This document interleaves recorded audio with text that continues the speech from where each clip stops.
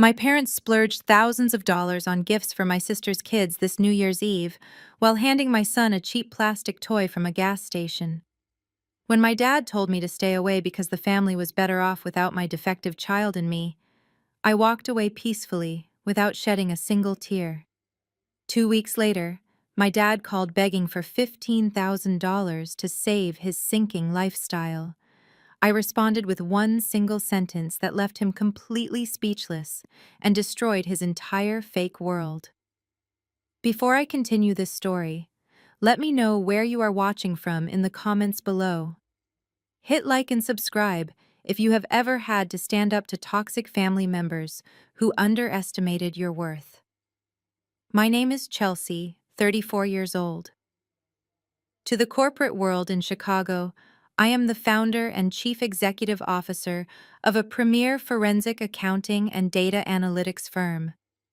My entire career is built on finding the truth hidden beneath layers of deceit. I track offshore accounts, uncover corporate embezzlement, and expose people who fund luxurious lifestyles with money they do not actually have. But to my family, I am simply the ultimate disappointment.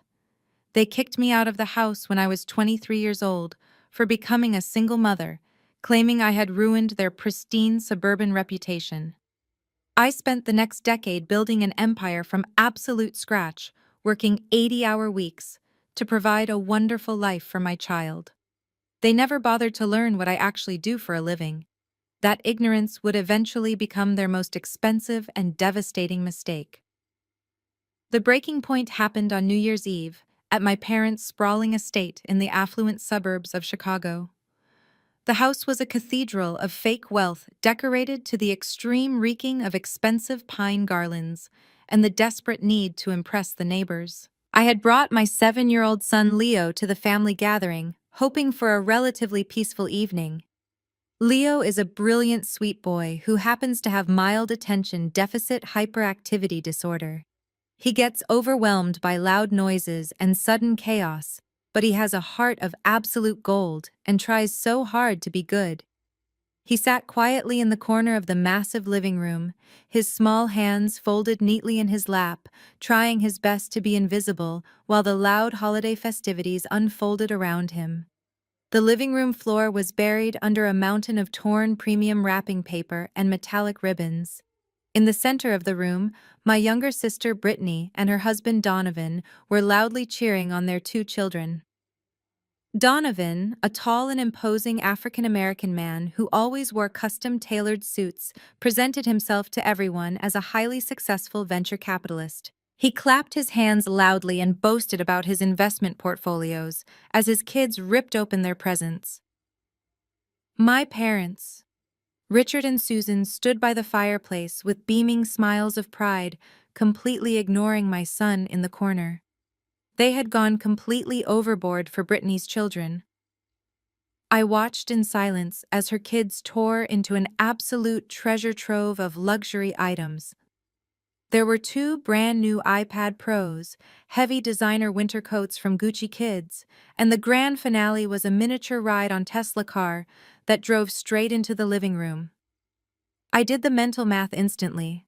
My parents had just dropped at least $2,500 on those 2 children in a single evening. Then my mother Susan walked over to the quiet corner where my son was sitting. She handed Leo a small, carelessly wrapped package that felt incredibly light. Leo smiled politely, said thank you, and carefully peeled back the thin paper. Inside was a cheap, flimsy plastic car. It was the exact kind of generic toy you find sitting in a dusty bin near the cash register at a highway gas station. It even had a faded yellow clearance sticker half peeled off the bottom, showing the price of $10. Leo did not complain or cry. He just rolled the little plastic wheels across the hardwood floor, perfectly content with what he was given. But the financial and emotional discrepancy in the room was so loud, it was absolutely deafening. I looked at my mother, waiting for some kind of explanation. Instead, Brittany walked over holding a crystal glass of champagne, her face twisted into a condescending smirk. She looked down at my son and let out a dramatic, theatrical sigh. You know, Chelsea, she said, her voice dripping with that fake sugary sweetness she always used when she was about to be exceptionally cruel. Private school kids really need high-end technology to keep up with their advanced curriculum. My kids are learning coding and digital art, so the iPads were an absolute necessity for their development. I kept my face perfectly neutral, refusing to give her the satisfaction of a reaction. Brittany took a sip of her drink and continued.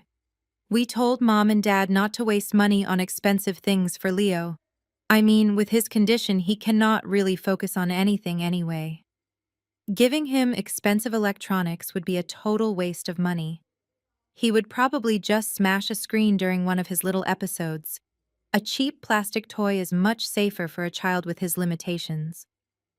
I felt a cold, sharp fury rising in my chest, but before I could speak, my mother chimed in. Susan smoothed down her expensive cashmere sweater and nodded in absolute agreement with her golden child. Brittany is right, Chelsea, my mother said, looking at me with thinly veiled pity.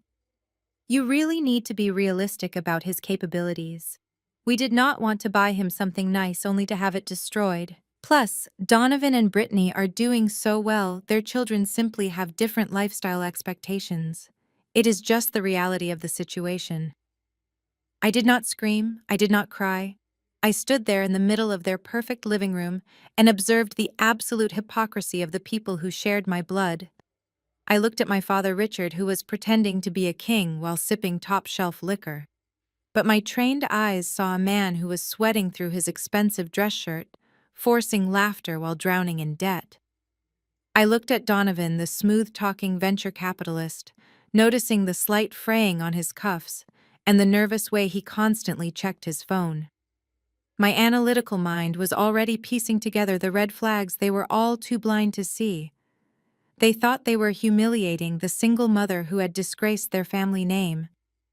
They had absolutely no idea that I possessed the power to dismantle their entire fraudulent existence with a few keystrokes. I looked back at my beautiful son and made a silent promise to him. I would not engage in a screaming match. I would simply let their own arrogance and greed destroy them. Donovan walked over to the center of the room, the ice cubes in his expensive whiskey glass clinking loudly against the crystal. He adjusted his custom-tailored suit jacket with a practiced, arrogant motion, making absolutely sure the sleeve pulled back just enough to reveal the gleaming gold watch resting heavily on his wrist. It was supposed to be a Rolex Daytona. He paraded it around like a trophy of his immense success. However, I had seen enough hidden assets and luxury goods in my line of work to spot the subtle, undeniable flaws in the casing and the watch face. It was a remarkably good imitation, but an imitation nonetheless. To my parents, however, it was a blinding beacon of endless wealth and prestige. Donovan leaned comfortably against the polished marble fireplace, looking down at me with an air of absolute unearned superiority. He took a slow sip of his drink and let out a booming theatrical laugh that echoed off the high vaulted ceilings of my parents' living room. You know Chelsea? He began, his deep voice projecting across the room so that every single family member would be forced to listen. I saw you pull up in the driveway earlier in that old basic sport utility vehicle of yours. I am honestly surprised that tragic thing made it up the hill without completely breaking down and leaving you stranded. You really should let me give you some professional investment advice. A few smart, aggressive plays in the cryptocurrency market, and you could easily upgrade to something manufactured in this current decade. My kids cannot even ride in a vehicle that does not feature heated leather seats and a panoramic sunroof. It is all about building generational wealth, Chelsea. You have to spend money to make money. It is a mindset you clearly have not developed yet. He flashed a brilliant $1 million smile at my father, who nodded along in vigorous, enthusiastic agreement. My mother actually clapped her hands together, beaming at her son-in-law, as if he had just delivered a masterclass in modern economics. They were completely captivated by the shiny illusion he projected. The confident stance, the expensive fabric, the heavy gold watch. But my firm specialized in uncovering financial fraud, tracking offshore accounts, and destroying fake corporate empires. Donovan fit the psychological profile of a textbook scam artist, down to the microscopic details.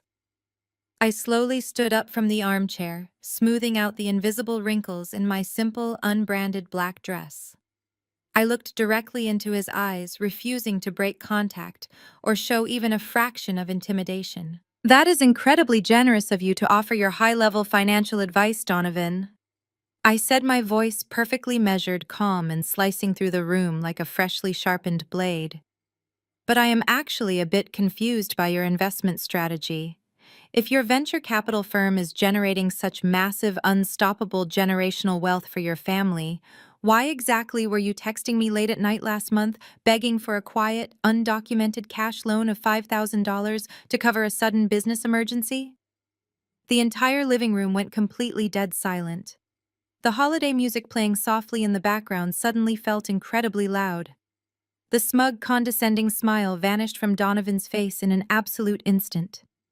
He swallowed hard, his throat bobbing nervously, and his eyes darted wildly toward my sister. Brittany gasped loudly, her face turning a deep, blotchy shade of red as she stared at her husband, waiting for a logical explanation that was never going to come. Donovan opened his mouth to speak, attempting to formulate a lie to save his crumbling facade, but only a sharp, embarrassed stutter managed to escape his lips. He was completely caught off guard, entirely exposed in front of the audience. He tried so desperately to impress. Before he could gather his thoughts, my father exploded. Richard slammed his heavy crystal glass down onto the mantel so hard I thought the thick glass would shatter into 100 pieces. His face morphed into a terrifying mask of pure, unfiltered rage. The veins in his neck bulged visibly as he stomped across the hardwood floor, aggressively placing himself directly between me and his precious son-in-law. "How dare you speak to him that way in my house?" My father roared, his voice shaking the decorative holiday ornaments hanging on the walls. "You come into my home on a holiday and try to publicly humiliate the only successful, respectable man your sister has ever brought into this family. You have absolutely no right to be jealous of the incredible life they have built together." He pointed a trembling, furious finger directly at my face, stepping so close I could smell the expensive, bitter bourbon on his breath. "Let us get one thing straight right now, Chelsea." He spat out, his eyes filled with burning contempt. 11 years ago, you got pregnant out of wedlock and disgraced this entire household.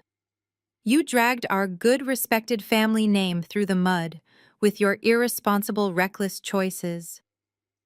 We had to face our wealthy friends at the country club while you sat around playing the victim. And look at you now. You are still just a failed, struggling single mother, trying to get by driving a worthless car and acting bitter because you completely threw your life away before it even started.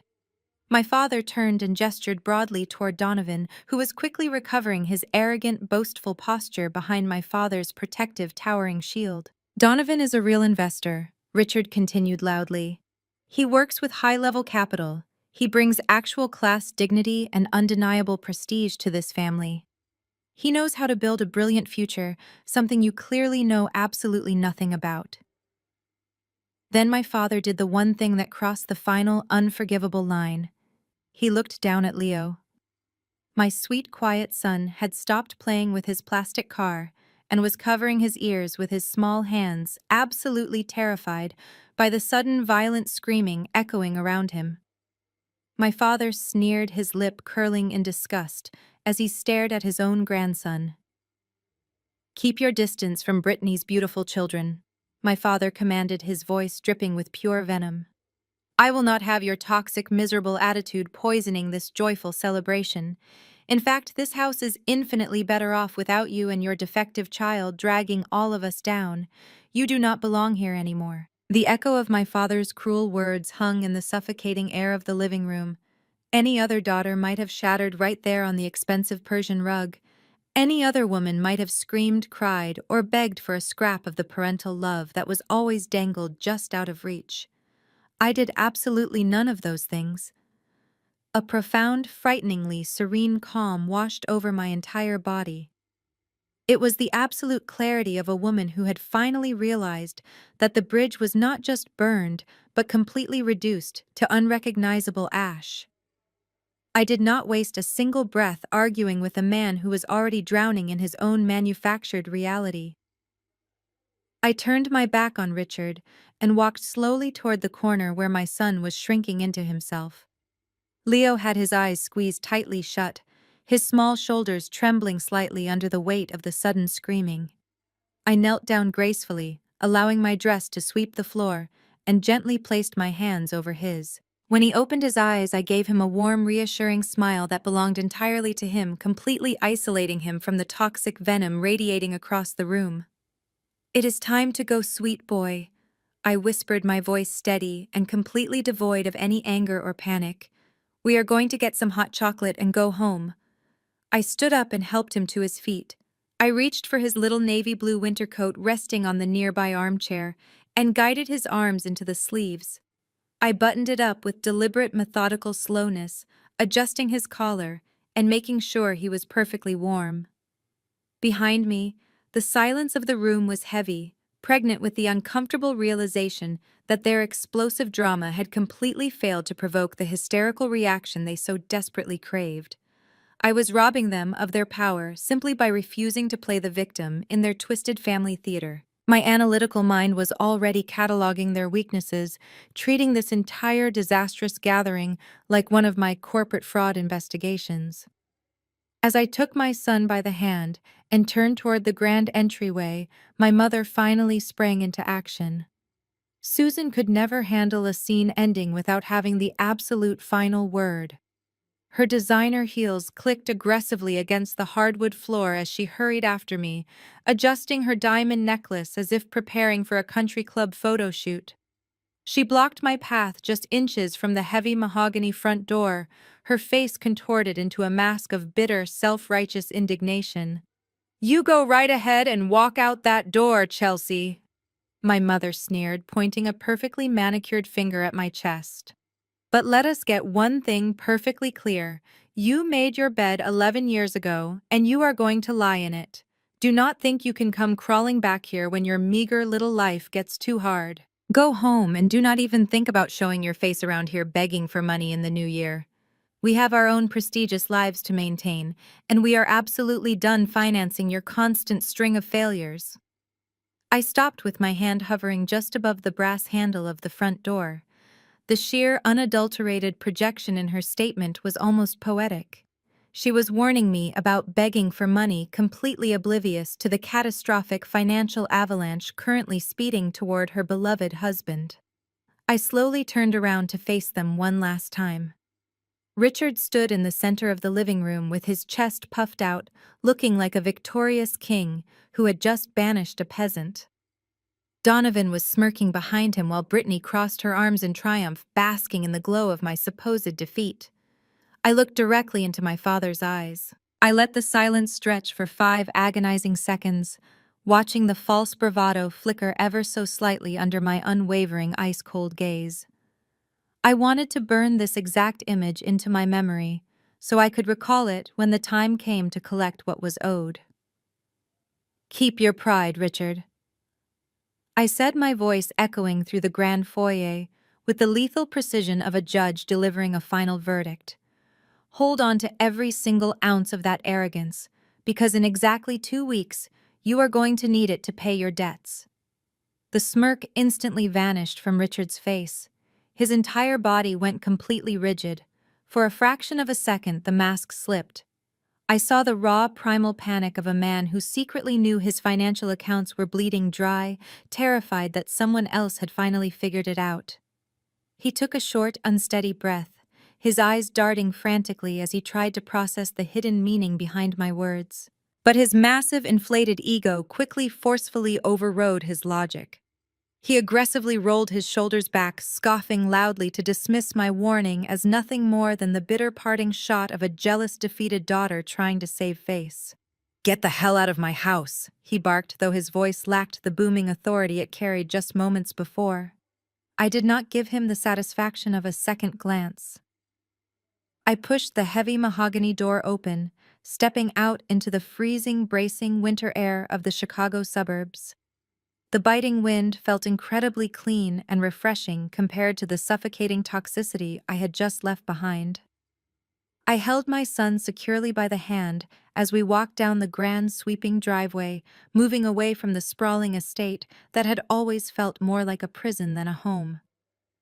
Donovan had spent the entire evening mocking my supposedly worthless, broken-down vehicle. What he and my family failed to realize was that I never drove my personal car to their house because I refused to let them track my actual net worth. The vehicle waiting for me at the end of the driveway was not an old, struggling truck. It was a pristine, custom-ordered jet-black luxury SUV with heavily tinted windows, a vehicle that cost more than Donovan's entire fabricated investment portfolio. It was the quiet, undeniable hallmark of genuine corporate success. I opened the heavy rear door and gently helped Leo climb inside, buckling him safely into his premium leather seat. The interior was warm, quiet, and perfectly insulated from the chaos of the outside world. I closed his door, letting out a long, steady breath that turned into a cloud of white mist in the freezing night air. The physical act of closing that car door felt like closing the final chapter on my entire childhood. As I walked around to the driver's side, I cast one final sweeping look at the massive, brightly lit suburban mansion. Through the large bay windows, I could see them returning to their expensive champagne and their hollow, superficial conversations, desperately pretending everything was absolutely perfect. They had no idea that the ticking time bomb resting underneath their entire luxurious existence had just been activated. I slid behind the steering wheel, started the powerful engine with a quiet, satisfying hum, and smoothly drove away into the dark night. I left them to enjoy their final days of blissful, ignorant wealth, knowing exactly what was waiting for them when the calendar finally turned. 2 weeks passed in the blink of an eye.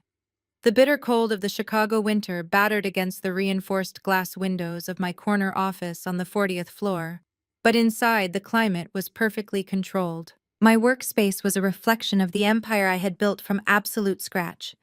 Polished steel, dark mahogany, and wall-to-wall monitors displaying the intricate financial data of our corporate clients. Vanguard Forensic Accounting was not just a successful firm. We were the silent executioners of the financial district hired by major banks to track down hidden assets and dismantle the lives of white-collar criminals. I sat comfortably in my high-back leather chair, holding a steaming cup of black coffee, reviewing the latest batch of margin call reports. Life was incredibly peaceful when you removed the poison from your daily routine. I was just about to approve a forensic audit when the private line on my mahogany desk began to ring. It was a restricted number one I only gave to high-level clients and elite legal counsel. I glanced at the caller identification screen and felt a cold, sharp smile slowly form on my lips. The name flashing across the digital display was Richard, my father. The timing was absolutely impeccable. I knew this phone call was coming. I had anticipated it down to the very hour. I took a slow, deliberate sip of my coffee, letting the phone ring 3 times to establish dominance before I finally reached out and pressed the speaker button. The glowing green light illuminated on the console, filling my expansive office with the heavy, expectant silence from the other end of the line. Chelsea. "Are you there, sweetheart?" The voice that echoed through the high-definition speaker was so incredibly jarring I almost did not recognize it. It was not the booming, aggressive roar of the tyrant who had screamed at my terrified 7-year-old son on New Year's Eve.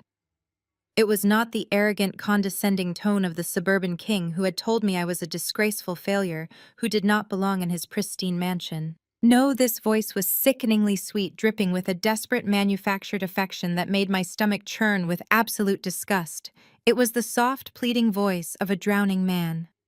"I am here, Richard," I replied, keeping my voice perfectly level, completely devoid of any warmth or familiarity. "Oh, wonderful. It is so good to hear your voice, my beautiful daughter." My father continued forcefully, injecting a hearty, jovial chuckle into the conversation. His fake laughter sounded incredibly strained, echoing hollowly through the speaker. "I know we have not spoken since the holidays, and I just wanted to call and check on you. How is my favorite girl doing? How is my little grandson Leo? I hope he is enjoying the new year." The sheer, unadulterated audacity of the man was genuinely breathtaking. He was acting as if the catastrophic explosion in his living room had never even happened. He was completely erasing the memory of him looming over my child, calling him defective, and ordering me out of his house. It was classic narcissistic behavior rewriting history to suit his current immediate needs. He expected me to simply fall in line and play the role of the dutiful, forgiving daughter. "We are doing exactly as well as we were 2 weeks ago," I stated coldly, refusing to give him an inch of emotional ground. "State your business, Richard. I have a company to run, and my time is billed at a very high premium." There was a long, uncomfortable pause on the other end of the line. I could vividly picture him standing in his lavish suburban kitchen, loosening his expensive silk tie, sweating profusely as he realized his usual charm offensive was crashing into a solid brick wall. When he finally spoke again, the fake joviality had thinned out, revealing the raw, undeniable panic vibrating just beneath the surface. "Well, Chelsea, the truth is, I am calling because we have a slight family situation," my father murmured, his tone dropping into a conspiratorial, intimate register. "The commercial real estate market has been a little sluggish this month. You know how these economic cycles go. Ebb and flow, nothing serious. Just a temporary bottleneck in cash flow. Your mother and I find ourselves dealing with a tiny, frustrating liquidity issue." I leaned back in my chair, steepled my fingers together, and stared out at the sprawling Chicago skyline. I remained absolutely silent, forcing him to endure the agonizing weight of his own awkward explanation.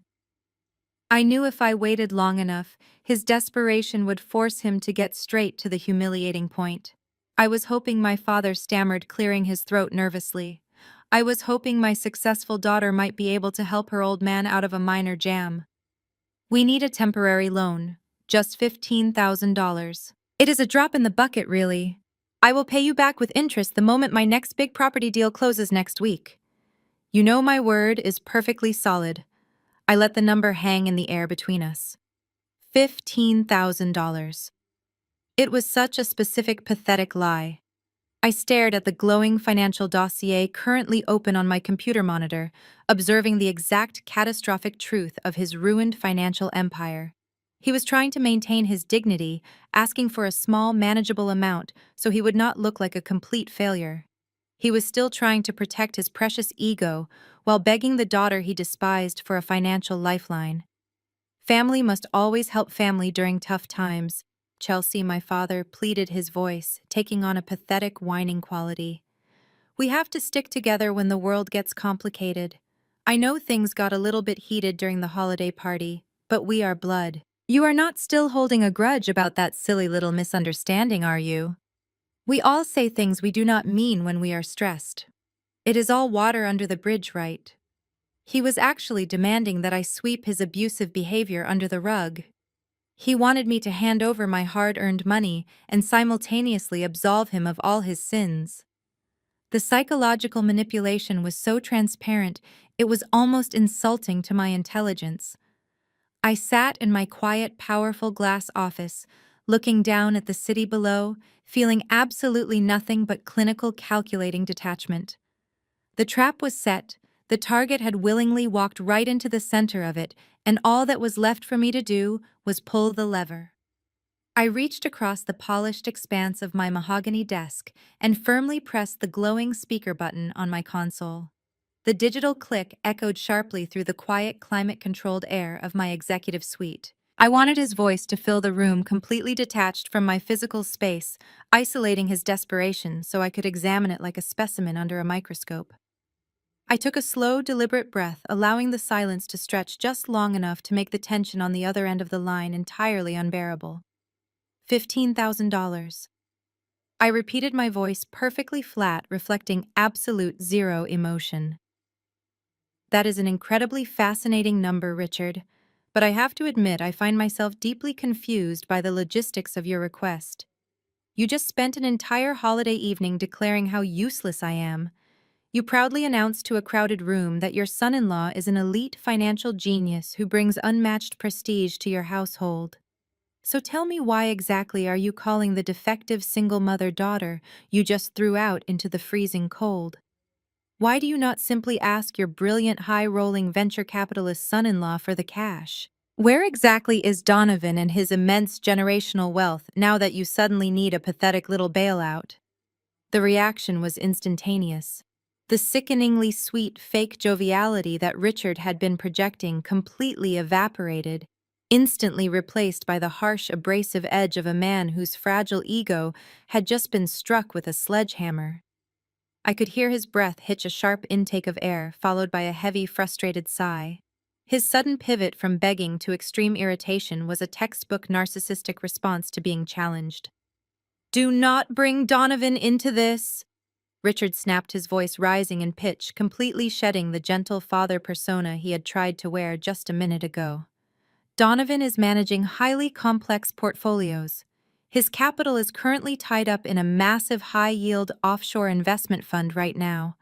You cannot simply liquidate those kinds of premium institutional assets overnight just to cover a minor temporary cash flow issue. Real investors understand how liquidity works. You would know that if you actually understood high-level finance instead of just holding on to your petty little grudges. I sat back in my leather chair, staring at the panoramic view of the Chicago skyline, utterly unfazed by his aggressive tone. He was regurgitating financial buzzwords he likely heard Donovan throw around at dinner parties, stringing together meaningless phrases like high-yield offshore funds to mask the fact that his golden son-in-law was utterly useless. When his attempt to sound financially superior failed to elicit a response from me, Richard immediately resorted to his favorite, most worn-out weapon. He shifted directly into brutal, heavy-handed psychological manipulation. "You are my daughter," Richard growled, the anger now vibrating violently through the speakerphone. "Would it literally kill you to help your own parents out of a temporary bind? Is this how you repay us? We put a roof over your head. We fed you, we raised you, and now when we ask for one tiny, insignificant favor, you throw it back in our faces. Are you really going to be this ungrateful, unfilial child? Are you actually going to sit there and watch your family struggle just to satisfy your own bitter, vindictive ego?" Before I could even formulate a response to his ridiculous, entirely fabricated guilt trip, a second voice suddenly broke onto the line. There was a sharp click, followed immediately by the sound of dramatic, theatrical sniffing. It was my mother. Susan had clearly been hovering right next to him, listening to the entire exchange on another extension, waiting for her specific cue to enter the stage. "Chelsea, please!" Susan cried out, her voice trembling with an expertly crafted, manufactured sorrow. She let out a loud, shuddering sob that echoed through my office, a performance designed specifically to trigger every single ounce of childhood conditioning I had ever possessed. "Do not do this to your father. He is under so much terrible stress right now. The market has been so incredibly cruel to him lately." I listened to her weep, observing the complete lack of genuine emotion in her performance. There were no real tears behind that voice. It was a calculated, strategic, emotional assault. For 34 years, that exact tone had worked flawlessly. That fake, trembling cry used to make me abandon my own needs, empty my own pockets, and scramble to fix whatever mess they had created, just to earn a fleeting, temporary fraction of their approval. "We are family. Chelsea." Susan continued, her voice reaching a high, desperate pitch as she laid the guilt on as thickly as humanly possible. "We are supposed to love and protect each other. You cannot just turn your back on your own flesh and blood over a silly, meaningless argument at a holiday party. We are begging you. Brittany and Donovan have their own young children to worry about. They cannot carry this burden. You are the only one who can help us right now. Please just wire the money. Have a heart. Do not be so cold and cruel to the mother who gave you life." I rested my hands on the cool mahogany surface of my desk.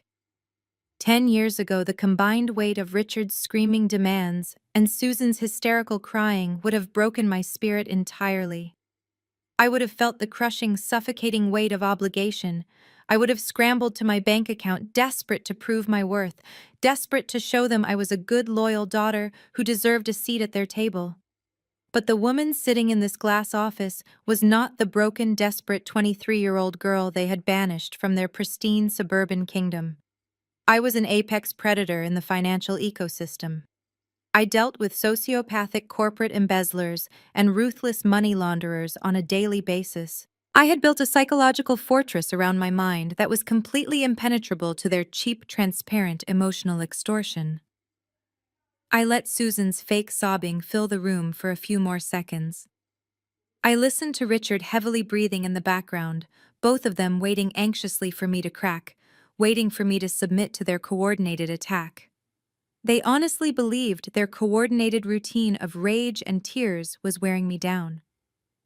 They thought I was sitting here feeling guilty, preparing to surrender my hard-earned capital to save their ridiculous hollow status. They had absolutely no idea that their entire performance was nothing more than highly entertaining background noise to the absolute execution I was about to deliver.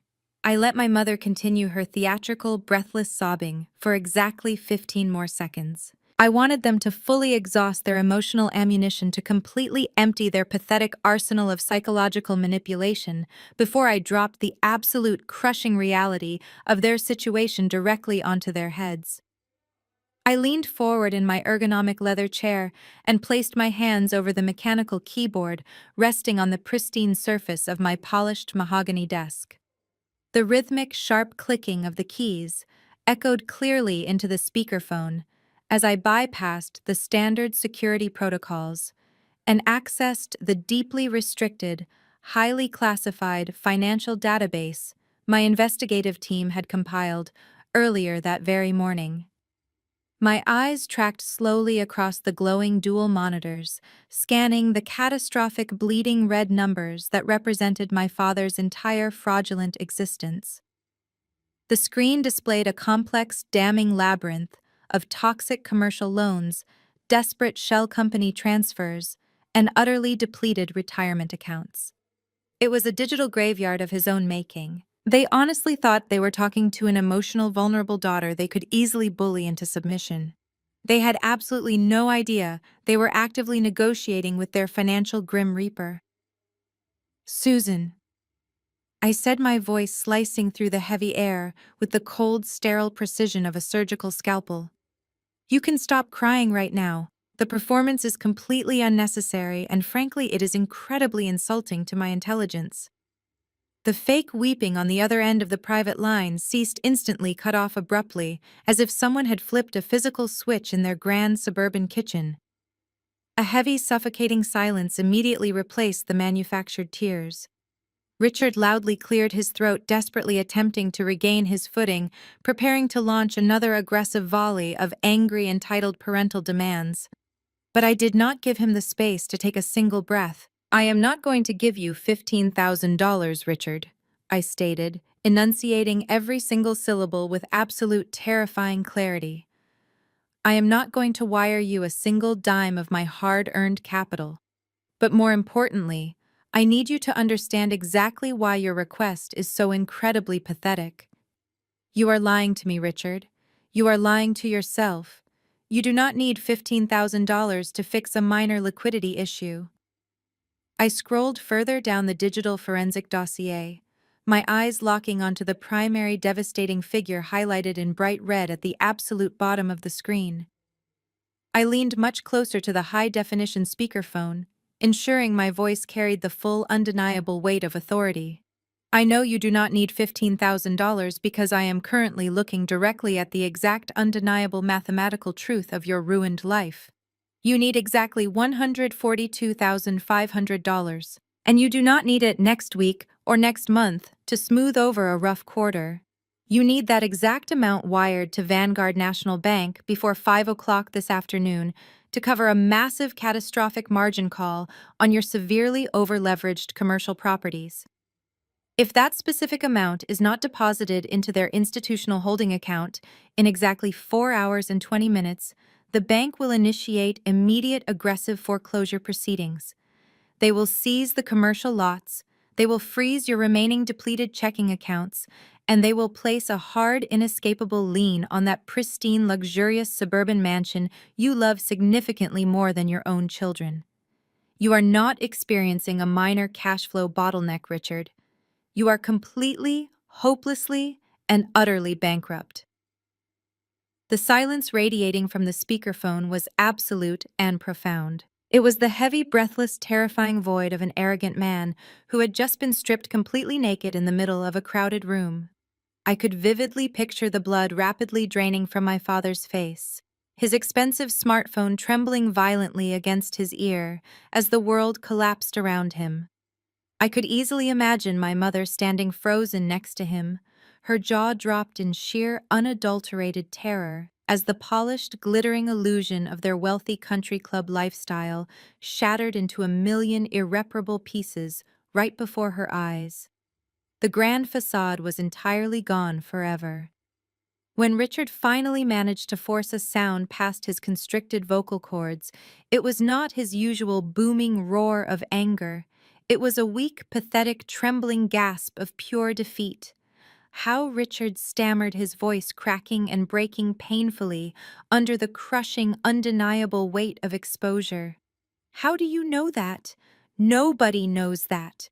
The bank assured me this was strictly confidential. How do you possibly have those exact numbers?" I allowed a slow, dark, deeply satisfying smile to spread across my face.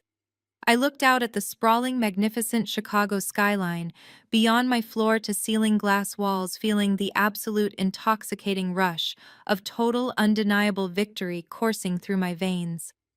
Because Richard, the banking industry does not trust failing, desperate men who lie continuously about their financial assets. When Vanguard National Bank realized your commercial portfolio was built entirely on a weak foundation of fraudulent projections and toxic debt, they did exactly what every major financial institution does. They hired an elite independent forensic accounting firm to tear your life apart thoroughly, audit your bad debts, and prepare the ironclad legal documentation for total asset seizure. They hired Vanguard Forensic Accounting. They hired my company. I am the lead auditor, legally executing the financial termination of your entire estate. I paused, letting the devastating, inescapable reality of my words sink deep into his marrow, knowing it was destroying him from the inside out. "You told me on New Year's Eve that I was a massive failure who did not belong in your prestigious world. You were right about one thing, Richard. I do not belong in your world. I own it. Good luck finding $142,000 before 5 o'clock. You are going to desperately need it, you absolute loser." I firmly pressed my index finger against the glowing red button on the console, severing the connection instantly. The speakerphone went dead, leaving my corner office bathed in absolute, magnificent, triumphant silence. The fallout from my phone call did not take long to manifest in the real world. In modern suburban America, when cornered narcissists lose their grip on reality and face absolute financial ruin, they immediately weaponize social media to control the narrative. Less than 48 hours after Richard missed his catastrophic margin call and officially defaulted on his massive commercial loans, my personal smartphone transformed into a vibrating beacon of digital harassment. It started late on a Friday evening with a sudden avalanche of notifications across every single platform. I sat at my kitchen island, sipping a glass of iced water, while Leo was safely asleep upstairs, completely shielded from the incoming toxicity. I unlocked my screen and found myself staring directly into the dark, desperate underbelly of my family's psychological warfare. Brittany and Susan had launched a highly coordinated, viciously fabricated smear campaign across Facebook and several exclusive suburban community groups. My mother, playing the role of the devastated matriarch, posted a lengthy, tear-jerking narrative to her country club circle. She claimed that I had maliciously hacked into their secure bank accounts and stolen their entire retirement savings to fund my own lavish, selfish lifestyle in the city. She painted a pathetic, entirely fictional picture of Richard working himself to the bone for decades only to be financially decimated by his greedy runaway daughter. Brittany took it a massive step further, She shared our mother's post into 3 different neighborhood watch groups and 4 local parenting forums with thousands of active suburban members. Brittany added her own venomous commentary, calling me a sociopathic thief who had abandoned the family out of pure spite. But the absolute worst part, the fatal mistake that guaranteed my total lack of mercy going forward, was the specific paragraph Brittany dedicated to my beautiful 7-year-old son. She publicly wrote that Leo having a neurological condition was divine retribution. She typed the words out for the entire world to read, stating that his mild attention deficit hyperactivity disorder was a direct punishment from God, absolute karma, for my supposed sins against the family. She claimed I was an unfit, unstable mother who was actively destroying her child's future while simultaneously robbing her elderly parents blind to pay for my corporate wardrobe. The digital echo chamber reacted exactly as my family had meticulously planned. The flying monkeys descended instantly. My inbox flooded with hateful, vitriolic messages from extended relatives, old high school acquaintances, and nosy suburban neighbors I had not spoken to in over a decade. My father's older brother sent a scathing text message calling me a disgusting criminal who deserved to be locked in a federal prison for elder abuse. A woman who used to attend the same country club yoga class as my mother left a rambling, threatening voicemail declaring that I was a complete disgrace to womanhood and that Child Protective Services should be called immediately to rescue Leo from my incredibly toxic environment. The notifications piled up rapidly, hundreds of angry digital voices, blindly believing the tragic manufactured narrative of a perfect loving family victimized by a rogue villainous daughter. Any normal person might have panicked under the weight of such a massive public attack. Any other woman might have immediately drafted a frantic, emotional public response, desperately trying to defend her character, posting screenshots of bank statements to prove her absolute innocence, or begging the community to listen to the actual truth. I did absolutely none of those things. I did not shed a single tear. I did not feel a single ounce of shame or embarrassment. I simply felt the cold, hard, calculating thrill of a seasoned hunter watching her prey blindly wander directly into a steel trap. Every single post, every shared link, every hateful comment, and every threatening text message was systematically captured. I sat in the quiet comfort of my home and methodically took high-resolution screenshots of the entire coordinated smear campaign. I archived the precise digital timestamps. I downloaded the abusive voicemails and backed them up to a secure cloud server. I preserved every single piece of their unhinged defamatory breakdown with the clinical precision of a professional forensic investigator. They honestly believed they were ruining my professional and personal reputation in the community. They had absolutely no idea they were actively handing me a massive, undeniable mountain of legally binding evidence for a slam-dunk defamation and cyber harassment lawsuit. They were willfully digging their own financial and legal graves in real time. I placed my phone flat on the cool granite countertop. I did not engage. I did not block them. I allowed the digital poison to continue flowing freely into my archives, knowing that their arrogance would only push them to post even more highly incriminating statements. My mind was completely clear, focused entirely on the overarching strategy. They had played their absolute worst card, thinking extreme social pressure would force me to surrender and wire them the money to save my public image. They severely underestimated my resilience and fundamentally misunderstood the exact nature of the war we were fighting. I picked up my secure work phone and dialed a familiar number. The line rang twice before being answered by a sharp, authoritative voice. Ms. Kensington was working late as she always did. She was a ruthless, brilliant attorney who viewed corporate and civil litigation not as a job, but as a highly competitive blood sport where only the absolute strongest survived. "Good evening, Chelsea," Ms. Kensington answered smoothly. "I assume by the timing of this call that the primary targets have finally reacted to the margin call default." "You assume correctly," I replied, my voice echoing evenly in the quiet kitchen. "They have chosen the predictable, emotionally volatile route. They are currently staging a massive, highly defamatory public meltdown across multiple social media platforms. They are actively accusing me of grand larceny, elder abuse, and openly targeting my young son with malicious written statements. I have already secured and archived every single digital footprint for our records. Ms. Kensington let out a low, deeply satisfied hum of approval. Defamation, libel, and documented public harassment. How wonderfully cooperative of them to provide the exact leverage we needed for the upcoming asset acquisition. Shall I prepare the cease and desist orders immediately? Neither, I stated firmly, looking out the kitchen window into the dark, freezing Chicago night. Let them continue to post their ridiculous lies. Let them feel victorious and righteous for a few more days. We never interrupt an enemy who is busy making a massive, fatal mistake. I paused, feeling the absolute, undeniable power of the corporate empire I had built standing firmly behind me. I took a slow, steady breath, calculating the precise trajectory of my next devastating move against them. Ms. Kensington, I commanded softly, ensuring my tone carried absolute, unwavering authority. The digital evidence is entirely secured. It is time to initiate the next phase of the financial takeover.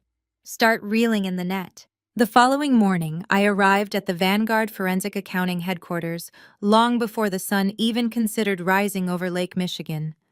The digital smear campaign executed by my mother and sister was still raging wildly across the suburban internet, but I had entirely tuned out their desperate, frantic noise. My focus had shifted to a much more lucrative, devastating target. If my father Richard was the rapidly sinking ship, I needed to know exactly who drilled the massive holes in his hull. I assembled my elite team of senior data analysts in the secure glass-walled conference room at exactly 7:00. I projected a single photograph of Donovan onto the massive digital display board.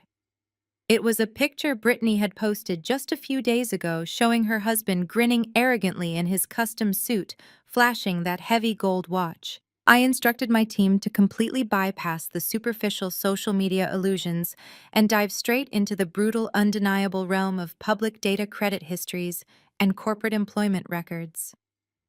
I wanted the financial autopsy of my golden brother-in-law completed before my morning coffee turned cold. The forensic investigation did not even take a full hour. When you strip away the designer clothing and the confident, booming voice, financial realities are incredibly easy to decode. My lead analyst, a brilliant woman who specialized in unmasking corporate fraudsters, walked into my office and placed a thick, heavily documented file directly onto my mahogany desk. The very first page of the dossier struck the initial fatal blow to Donovan's entire fabricated existence. The man was not a venture capitalist. He had never managed a high-yield offshore investment fund. He had never directed institutional capital. Exactly 8 months ago, Donovan had been unceremoniously terminated from a mid-level advisory position at a minor, struggling boutique firm. He was fired for cause, and that specific cause was the gross misappropriation of company funds. He was a common, everyday embezzler who had barely managed to avoid a federal indictment by signing a strict non-disclosure agreement and quietly vacating the premises. He had been entirely unemployed, utterly devoid of any legitimate income for nearly a year. I sat back in my leather chair, my eyes scanning the heavily redacted termination documents, processing the sheer, unadulterated audacity of the man. For 8 months, he had been waking up, putting on a tailored suit, and pretending to go to a high-powered executive job while actively bringing $0 into his household. But that immediate revelation instantly spawned a much larger, more terrifying question. If Donovan was a disgraced, unemployed fraudster, how exactly was he financing his incredibly lavish lifestyle? How was he paying for Brittany's endless designer shopping sprees? How did he afford to casually drop $2,500 on a miniature Tesla and luxury iPads for his children on New Year's Eve? I directed my team to follow the digital money trail. In the world of forensic accounting, the money always tells the absolute, unfiltered truth. We bypassed his maxed-out delinquent personal credit cards and began tracing the origins of his recent massive cash deposits. It only took a few precise algorithmic searches to uncover the horrifyingly simple, beautifully poetic source of his fake wealth. The money trail did not originate from a brilliant business deal. It did not come from a lucrative stock dividend. The massive bleeding financial pipeline led directly, unequivocally, straight into Richard's personal retirement accounts. The digital footprints painted a picture of a classic, devastatingly effective affinity scam. Donovan had used his position as the beloved, highly respected son-in-law to completely manipulate my father. Richard, a man who possessed immense arrogance but severe financial illiteracy, had been the perfect willing victim. The records showed a series of massive, panicked liquidations from Richard's secure long-term retirement portfolios occurring over the last 6 months. The funds were quietly transferred under the guise of an aggressive guaranteed return investment strategy in emerging cryptocurrency markets. Donovan had convinced my father that he possessed insider knowledge of a digital coin offering that would multiply their generational wealth tenfold. However, those heavily liquidated retirement funds never reached a single cryptocurrency exchange. They never entered the digital market. They were systematically funneled through a basic, transparent shell company and dropped directly into Donovan's private checking accounts. The revelation was almost too perfect to believe. My father had literally financed his own family's fake superiority. The expensive custom suits Donovan wore to intimidate me were bought with my father's retirement money. The fake Rolex watch he proudly flaunted in our faces was purchased with Richard's liquidated assets. And the most sickeningly poetic detail of all was that the extravagant $2,500 Christmas gifts used to publicly humiliate my disabled son were paid for by the very man who was currently defaulting on his commercial loans. Richard was completely bankrupt, facing the imminent, devastating loss of his suburban mansion and his entire commercial real estate portfolio because he had handed his financial lifeline directly to a charming, well-dressed parasite. My father had allowed his own blind prejudices to be overridden simply because Donovan fed his massive ego and promised him a shortcut to ultimate wealth. They had ostracized me, the actual financial expert, while rolling out the red carpet for a criminal who was actively bleeding them dry from the inside out. I closed the heavy file folder, feeling a profound, terrifying sense of power vibrating through my hands. Brittany and Susan were currently spending their days aggressively typing hateful, defamatory lies about me on the internet, desperately trying to protect their pristine suburban image. They were fiercely defending a man who had actively stolen their future to buy them shiny, meaningless toys. They were living in a fragile, highly combustible house of cards, and I was currently holding the only match. I picked up my secure phone and dialed Ms. Kensington. I told her to prepare a massive, undeniable evidence binder. The time for quietly watching from the shadows was officially over. We were going to take this irrefutable proof directly into the daylight. The digital clock on my desktop monitor ticked relentlessly toward 5 o'clock in the afternoon. I sat perfectly still in my high-back leather chair, watching the live institutional trading portal connected directly to Vanguard National Bank. The flashing numbers on the screen represented the brutal, unforgiving reality of the corporate financial ecosystem. My father had been given a strict, non-negotiable deadline to wire exactly $142,500 to cover his catastrophic margin call. I knew with absolute mathematical certainty that he did not possess that capital. He had drained his retirement accounts to fund Donovan and his fake investments. The seconds melted away, and the digital clock struck 5. Instantly, the status indicator next to Richard's massive commercial loan portfolio shifted from a warning yellow to a blinding terminal red. The system automatically triggered a catastrophic default status. He had failed. Vanguard National Bank immediately initiated the aggressive foreclosure protocols, stripping him of all financial protections and moving his severely over-leveraged debt directly to the distressed asset auction block.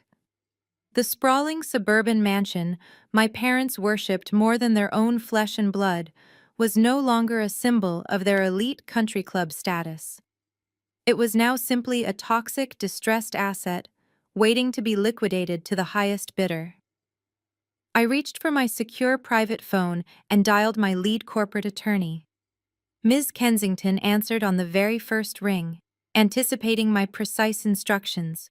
The default status has been officially triggered, I stated, my voice reflecting the cold, clinical atmosphere of my glass-walled office. Vanguard National Bank has formally listed the residential collateral on the distressed asset exchange. My father is completely bankrupt, and the suburban estate is currently vulnerable. Ms. Kensington let out a low, sharp hum of professional approval. The paperwork is entirely prepared, Chelsea, she confirmed, her tone radiating ruthless legal efficiency. We have established the anonymous shell company strictly according to your specific parameters. Apex Holdings is fully funded and legally insulated from any personal connections to your identity or Vanguard Forensic Accounting.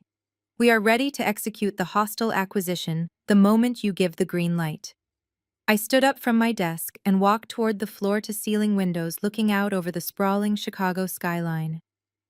This was the exact moment the balance of power permanently shifted.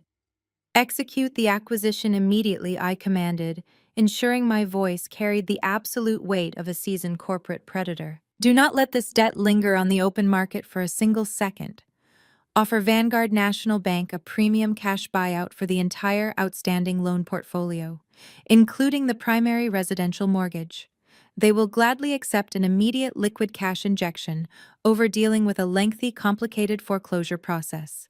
I will submit the binding electronic offer right now, Ms. Kensington replied, the sound of rapid, precise typing echoing through the secure connection.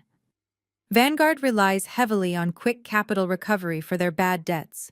Purchasing this specific portfolio through an untraceable limited liability company ensures your parents will have absolutely no idea who actually holds their financial execution order until the very last possible moment. The beauty of the American corporate legal system is that massive wealth provides ultimate legal invisibility. Apex Holdings would appear on paper as just another faceless, aggressive investment firm sweeping up toxic suburban debts for a quick, massive profit.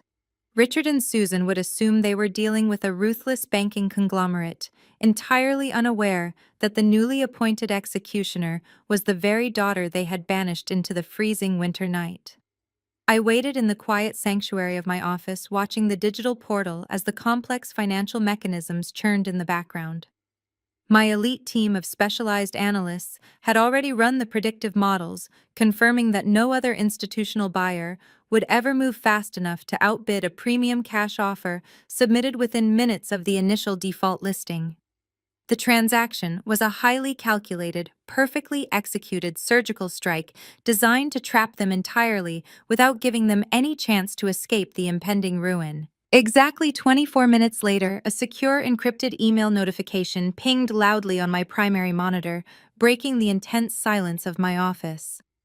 I opened the highly classified digital folder sent by Miss Kensington and stared intently at the heavily documented legal confirmation. The transaction was officially complete and binding. The massive wire transfer had cleared the institutional holding accounts perfectly, and Vanguard National Bank had legally transferred the full deed of trust and all associated debt instruments directly to Apex Holdings. I slowly exhaled, feeling a profound, terrifying surge of absolute authority coursing through my veins. The transition of power was legally binding and entirely irreversible. I was no longer just a successful forensic accountant watching from the distant city skyline. I was officially the supreme primary creditor, holding the absolute legal rights to the sprawling suburban estate my parents called home. I literally owned the roof over their heads, the manicured lawn they used to impress their superficial friends, and the heavy mahogany front door they had slammed in my face 11 years ago. They had spent 3 decades treating me like an unwanted burden while desperately trying to maintain a flawless facade of generational wealth. Now their entire existence rested securely in the palm of my hand. They were living on borrowed time inside a house they no longer owned and sleeping in beds that belonged exclusively to me. I picked up my phone to deliver my final critical instruction for the long-anticipated day. "Ms. Kensington," I said softly, a dark, victorious smile spreading across my face as I watched the sun begin to set over the frozen city. "Prepare the formal eviction notice. Keep it absolutely legally ruthless and ready for immediate deployment. The time for silent observation is officially over. We are going to let them perform their desperate little charade for a few more days before we completely obliterate their fake world."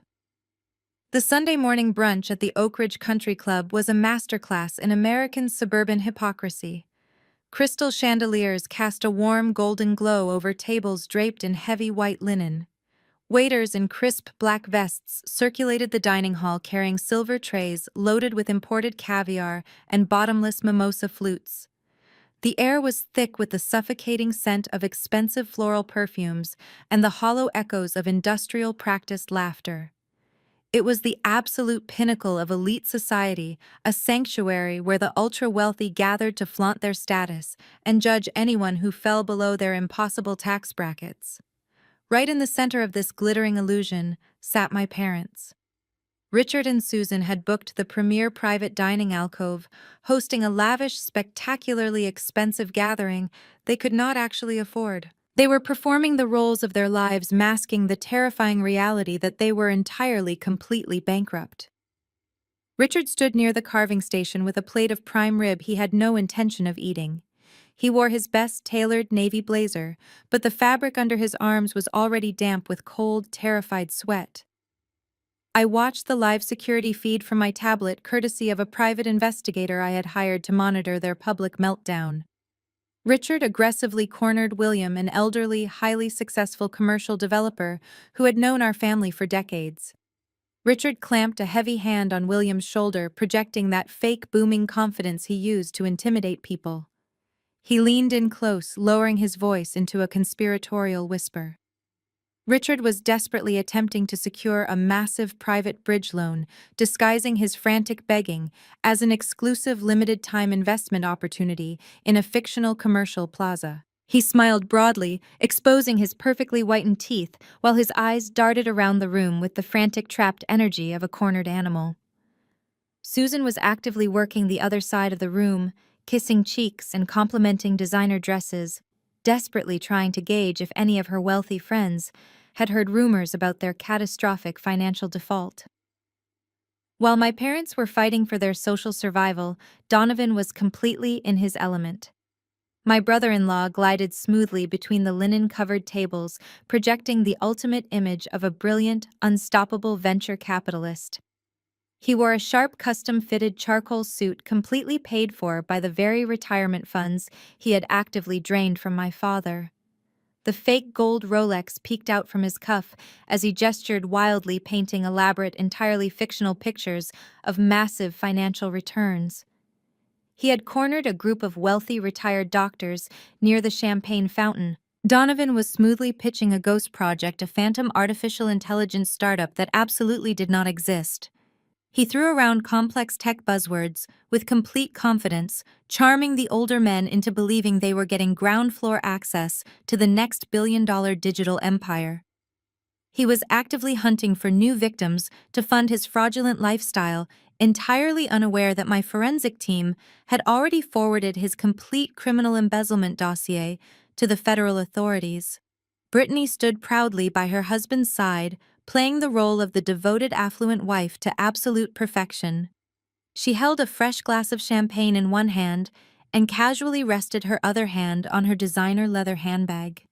She wore a brand new, glaringly expensive diamond tennis bracelet, a piece of jewelry that I knew for a fact was purchased using the heavily liquidated assets stolen directly from our father's retirement account. She paraded it around the room, making sure the brilliant overhead lighting caught the stones, entirely ignorant that she was essentially wearing the physical manifestation of her parents' imminent homelessness.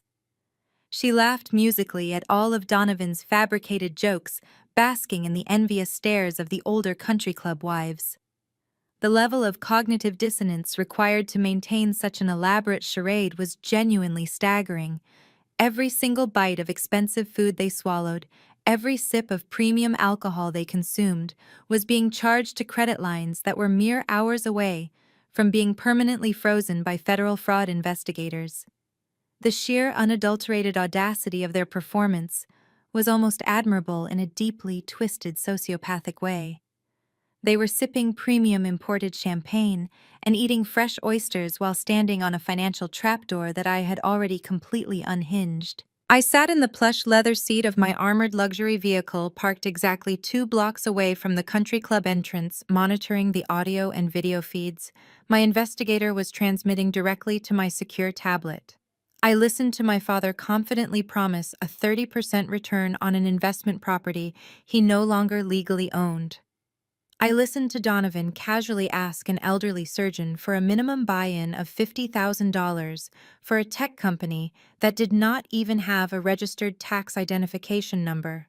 They were digging their graves deeper and wider with every single syllable that left their mouths. The atmosphere inside the club was a carefully curated symphony of deception. The soft classical music playing from the grand piano in the corner perfectly masked the desperate rapid beating of Richard's failing heart. Susan laughed loudly at a terrible joke told by a prominent local politician, throwing her head back and pretending she did not have a care in the world. But I could see the rigid tension in her neck. I could see the way her eyes constantly scanned the room, terrified that a bank representative or a collections agent might suddenly walk through those heavy oak doors. They were functioning on pure adrenaline and absolute denial. It was a fascinating psychological study of narcissistic self-preservation. They would rather spend their absolute last borrowed dollar putting on a lavish brunch for people who secretly despise them than admit to their own daughter that they had completely destroyed their lives. The brunch slowly dragged on into the late morning. The opulent displays of wealth surrounding them served as a stark, mocking contrast to the devastating reality waiting for them at home. The country club manager, a sharply dressed man with a clipboard, discreetly approached Richard near the buffet line. I watched closely as the manager politely but firmly requested a valid credit card to keep on file for the heavily mounting open tab, noting that Richard's primary account had unexpectedly declined earlier that morning. Richard's face instantly drained of color, his fake smile freezing into a tight, panicked grimace.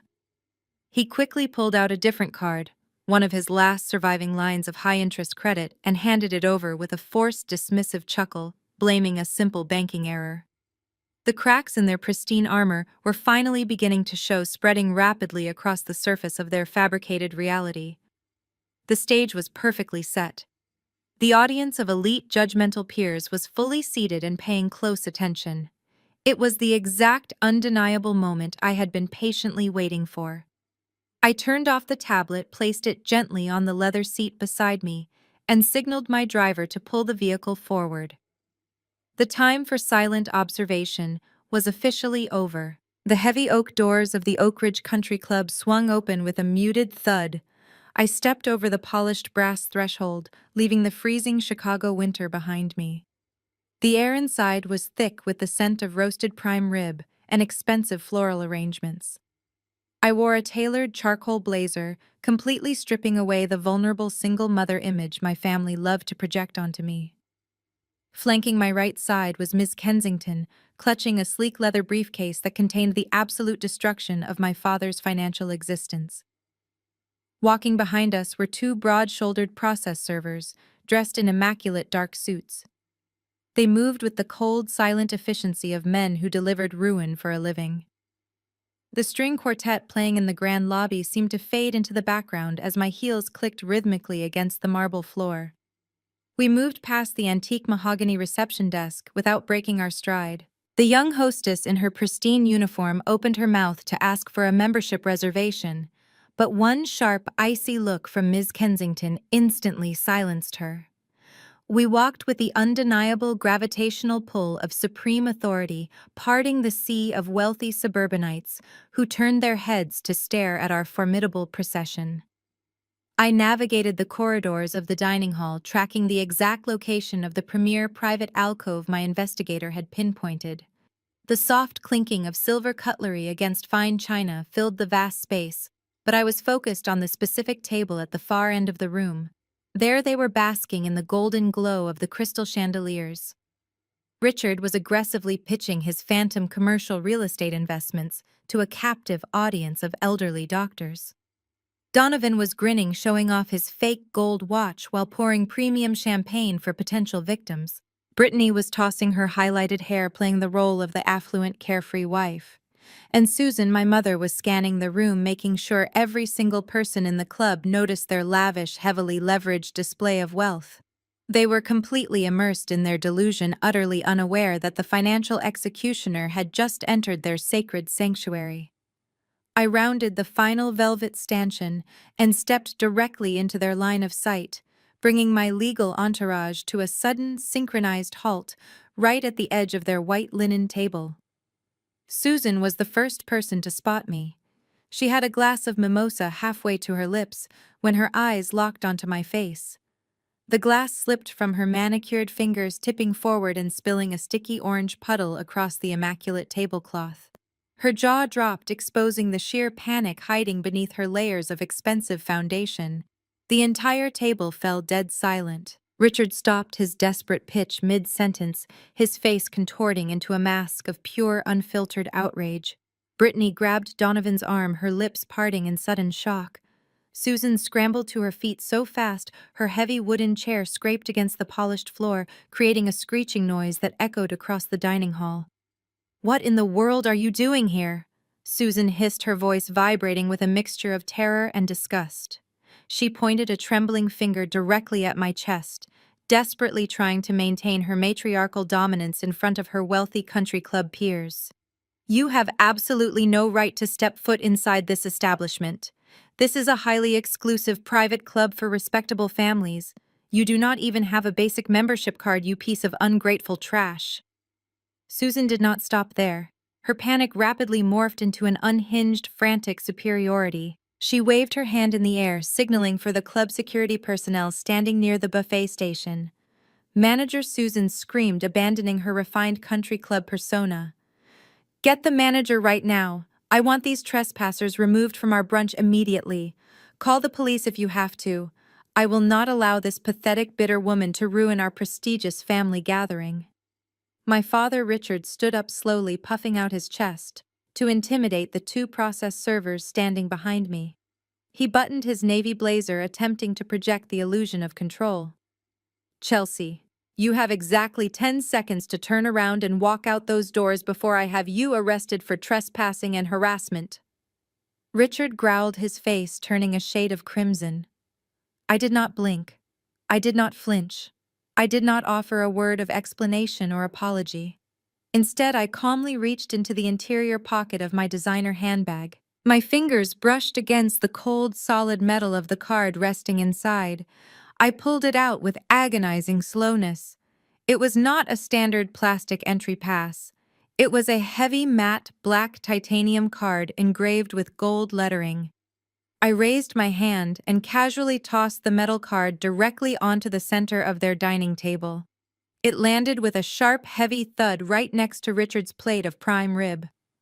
The general manager of the Oak Ridge Country Club, a sharp-eyed man who had been rushing over to answer my mother's screaming, suddenly slammed on his brakes. He pushed past a confused waiter and stared down at the black titanium card resting on the white linen. It was the exclusive VVIP shareholder credential. It was a card completely unavailable for public purchase, reserved strictly for the elite board of directors and the primary financial stakeholders, who essentially owned the actual land the club was built upon.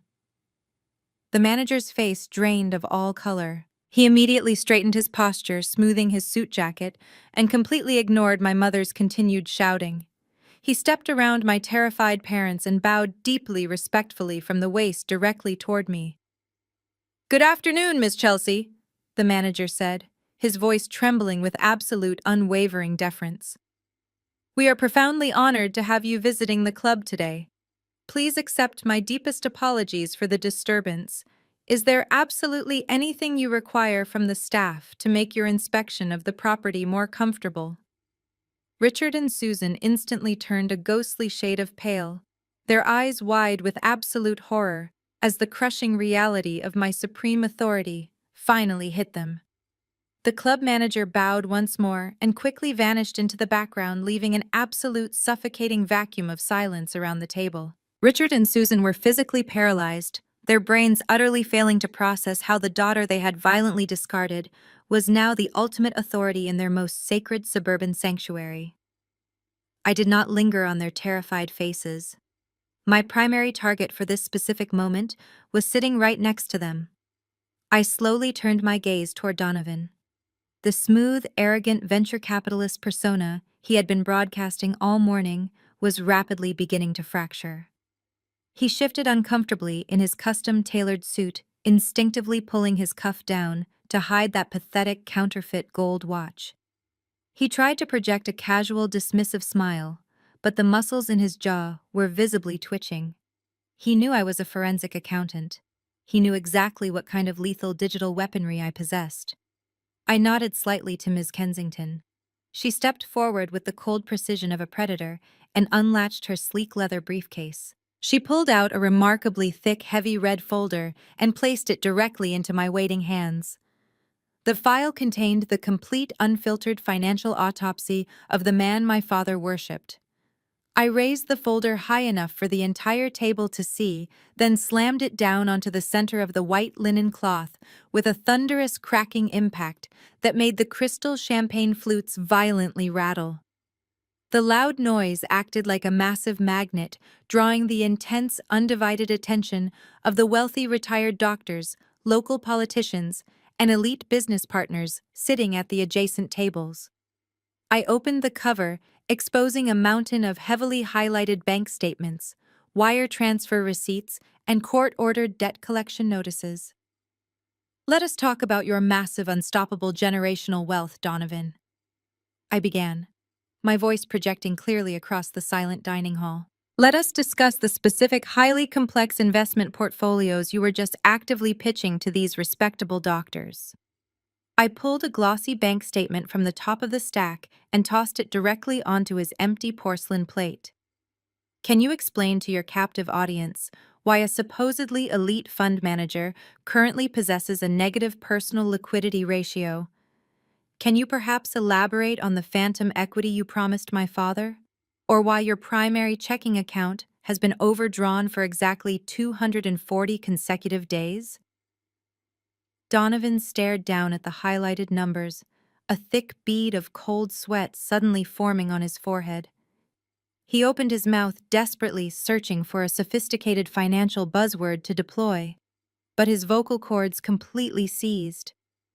"You told Richard you were moving his liquidated retirement assets into a high-yield secure offshore cryptocurrency exchange." I continued, stepping closer to the table dominating the physical space. "But forensic data routing does not lie, Donovan. I tracked every single penny of that transfer. The capital never reached a digital coin offering. It bypassed the market entirely and was wired directly into a holding account managed by a massive underground casino operation. You did not invest my father's life savings. You gambled it all away on high-stakes tables in a single pathetic weekend." The color completely vanished from Donovan's face. His dark skin took on a sickening ashen pallor. The heavy gold imitation watch on his wrist suddenly seemed to weigh 1,000 pounds as his hands began to visibly tremble against the white tablecloth. He looked frantically at Richard, then at the wealthy investors standing nearby, producing nothing but a series of pathetic, broken, stammering sounds. He was suffocating under the crushing weight of absolute public exposure. Seeing her husband completely cornered and rapidly deteriorating, my sister Brittany suddenly sprang up from her chair. Her face was twisted into a mask of ugly, desperate fury. She slammed her hands down on the table, desperately trying to protect the fragile, luxurious illusion she had built her entire identity upon. "You are a psychotic, jealous liar!" Brittany shrieked, her voice cracking hysterically, shattering the refined atmosphere of the country club. Donovan is a brilliant, successful executive. You are just a bitter, lonely woman trying to destroy our perfect marriage because you have absolutely nothing going for yourself. He manages millions of dollars in corporate capital. I did not raise my voice. I did not match her frantic, unhinged energy.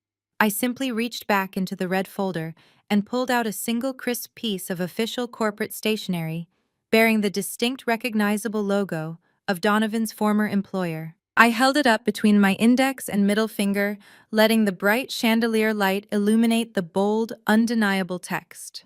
Managing Corporate Capital. I repeated softly, my tone dripping with lethal calculated irony. That is a very fascinating way to describe gross, premeditated embezzlement. I flicked my wrist, tossing the termination letter directly into Brittany's chest.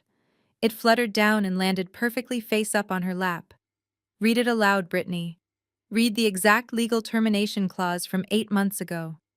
Read the part where your highly successful husband was unceremoniously fired for cause stripped of his security clearance and forced to sign a strict non-disclosure agreement to avoid a federal grand jury indictment for stealing corporate funds. He is not a venture capitalist. He is a disgraced, unemployed fraudster who has been waking up every morning, putting on a suit, and pretending to go to a job that absolutely does not exist. Brittany stared down at the termination letter, her eyes wildly scanning the legal text. Her breathing became shallow and rapid as the horrifying, undeniable truth finally shattered her delusional reality. She looked at Donovan, waiting for him to snatch the paper away and declare it a forgery, but he remained slumped in his chair, completely paralyzed by his own public execution. The reaction from the surrounding crowd was instantaneous and utterly devastating. The wealthy doctors, the elite investors, and the prominent local politicians who had been eagerly listening to Donovan's pitch just moments ago began to physically recoil. They murmured in hushed, disgusted tones, exchanging alarmed glances as they rapidly comprehended the massive financial bullet they had just dodged. They actively turned their backs, stepping away from the table, as if Richard and his family were suddenly infected with a highly contagious lethal disease. The prestigious social standing my parents had spent 3 decades meticulously cultivating evaporated into thin air in less than 3 minutes. They were no longer the elite, respected members of the Oak Ridge Country Club. They were a pathetic, bankrupt family, harboring a known documented criminal completely exposed in the center of the very room they worshipped. The heavy silence in the dining hall was suddenly shattered by a harsh, desperate bark of laughter. Richard, realizing that his entire social circle was actively backing away from his table, made one final agonizingly pathetic attempt to salvage his completely pulverized reputation. He aggressively puffed out his chest, straightening his tailored navy blazer with violently shaking hands. He pointed a trembling, sweat-slicked finger directly at my face, his eyes wide with a frantic, unhinged energy. "You are absolutely insane, Chelsea!" Richard roared, his voice cracking violently under the immense, crushing pressure of his own collapsing reality. "Do not listen to a single word this deranged woman says. She has been deeply unstable for years. She is just a bitter, psychotic daughter trying to create a massive public spectacle because we rightfully cut her out of our prestigious lives. She is fabricating all of these ridiculous documents just to ruin our lovely Sunday brunch because she is hopelessly jealous of our success." Richard looked around wildly at the retreating doctors, the local politicians, and the elite investors desperately trying to catch someone's eye, seeking anyone who would validate his frantic, transparent lies. "We are a highly respected family. We have impeccable credit. We are pillars of this community. This is nothing but a pathetic, hysterical stunt by a woman who desperately needs immediate psychiatric help." I did not even blink at his desperate, flailing accusations. I did not raise my voice to argue. I simply took a half step back, smoothing the front of my charcoal blazer, and allowed Ms. Kensington to take the absolute center stage. The veteran corporate attorney moved with the terrifying, inevitable grace of an executioner stepping up to the block. She did not raise her voice, nor did she display even a fraction of emotional investment. She simply unclasped the secondary compartment of her sleek leather briefcase and withdrew a thick, legal-sized envelope sealed with heavy red wax. She walked directly up to Richard, her high heels clicking sharply against the polished marble floor, and thrust the heavy envelope squarely against his chest. When he instinctively raised his hands to catch it, she stepped back, leaving him holding his own absolute financial demise. That is an emergency writ of foreclosure and a formal notice of immediate asset seizure, Ms. Kensington announced, her voice perfectly calibrated to carry across the breathless, silent dining hall. As of 5 o'clock yesterday evening, your primary commercial loan portfolio officially entered terminal default status due to your complete failure to meet a mandatory margin call of $142,500. Consequently, your primary residential estate, all associated collateral, and all frozen capital accounts have been permanently seized by your new primary creditor. Richard stared down at the thick legal envelope in his hands, as if it were a live ticking explosive device. His mouth opened and closed in rapid, silent succession. The fake, booming confidence he had wielded like a weapon his entire life evaporated, instantly replaced by the raw, undeniable terror of a man plunging into a bottomless abyss. He frantically tore open the heavy wax seal, his hands shaking so violently that the thick parchment papers rattled loudly in the quiet room. His bloodshot eyes darted frantically across the complex legal jargon, desperately searching for a loophole, a clerical error, any tiny shred of hope. He read the official declaration of total bankruptcy. He read the notice of immediate residential eviction. And then his eyes locked onto the bold black ink identifying the sole acquiring entity that had aggressively purchased his toxic debt directly from Vanguard National Bank. Apex Holdings Limited Liability Company. He read the name of the primary shareholder authorizing the aggressive takeover. His head snapped up, his face drained of every single drop of blood, turning the color of dirty, wet ash. The cognitive dissonance completely shattered in his mind.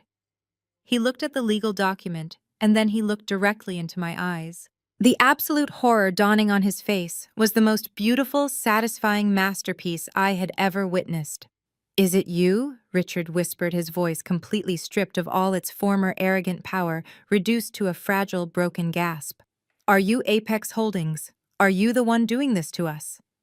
I stood perfectly still under the glittering crystal chandeliers of the Oak Ridge Country Club, absorbing the sheer, unadulterated magnitude of my total victory. For 34 years, this man had dictated my worth.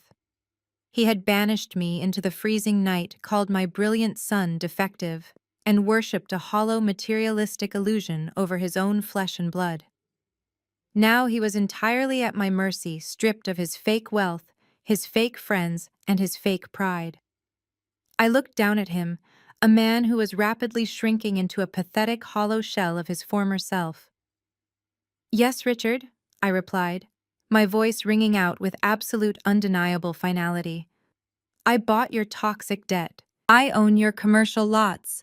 I own your frozen bank accounts. And most importantly, I own the very roof over your head." I smiled, a slow, freezing expression that contained absolutely zero warmth. Welcome to the world of failures. The impact of those words hit the table like a physical shockwave. Susan let out a sharp, breathless wail, her knees completely buckling beneath her. She collapsed heavily into her expensive dining chair, clutching her pearl necklace as she hyperventilated her pristine, carefully crafted country club image, utterly annihilated.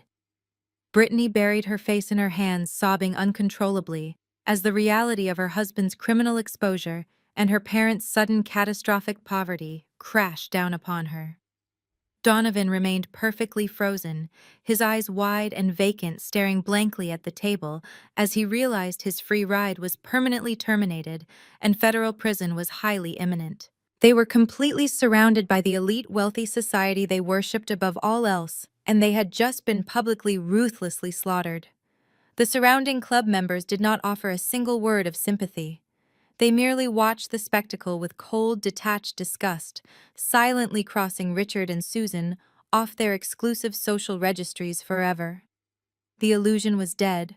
I did not stay to watch them weep. I had delivered exactly what I promised on New Year's Eve. I gave Miss Kensington a brief, satisfied nod. We turned in perfect unison and began our walk back through the grand dining hall.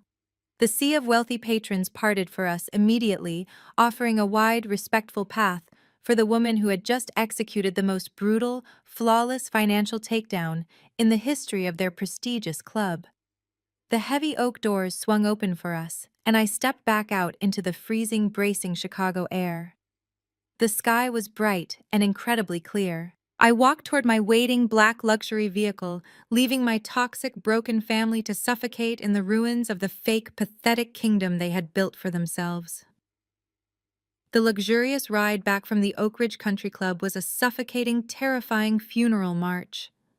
My private investigator had already strategically positioned a highly sensitive covert audio surveillance device hidden deep inside their sprawling suburban estate weeks ago, allowing me to listen to their spectacular, inevitable implosion from the absolute comfort of my secure downtown office.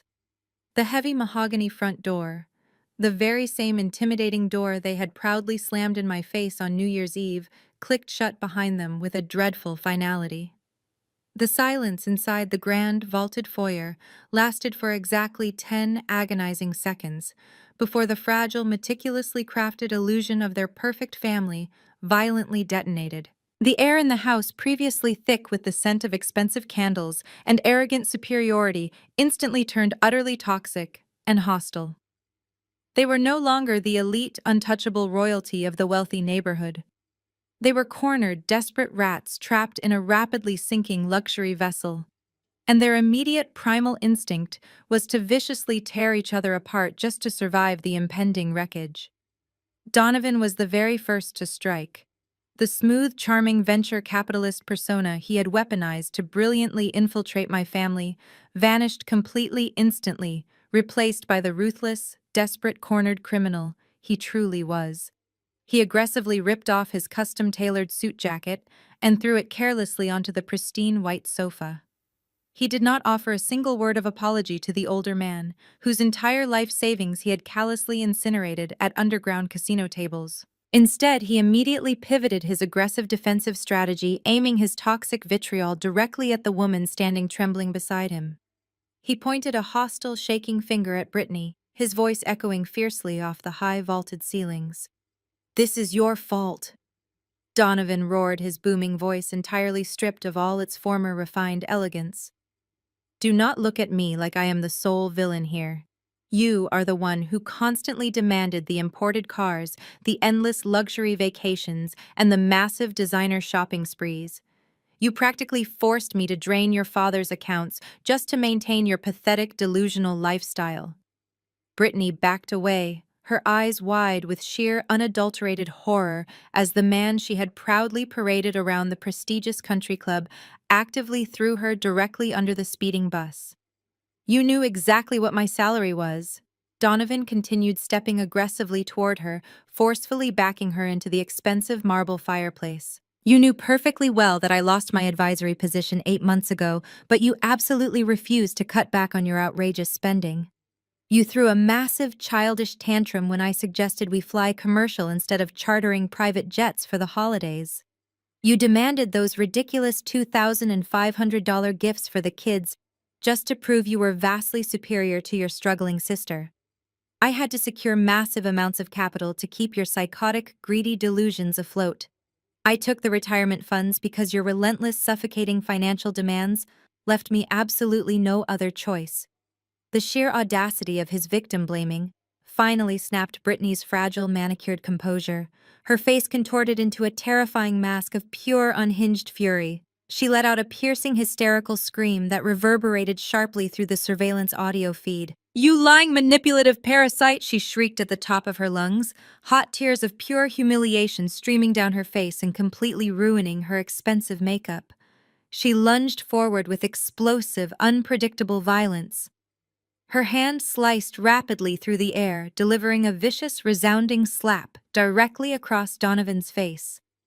The sharp cracking sound of her palm striking his cheek echoed violently in the empty, foreclosed mansion. Donovan did not even flinch.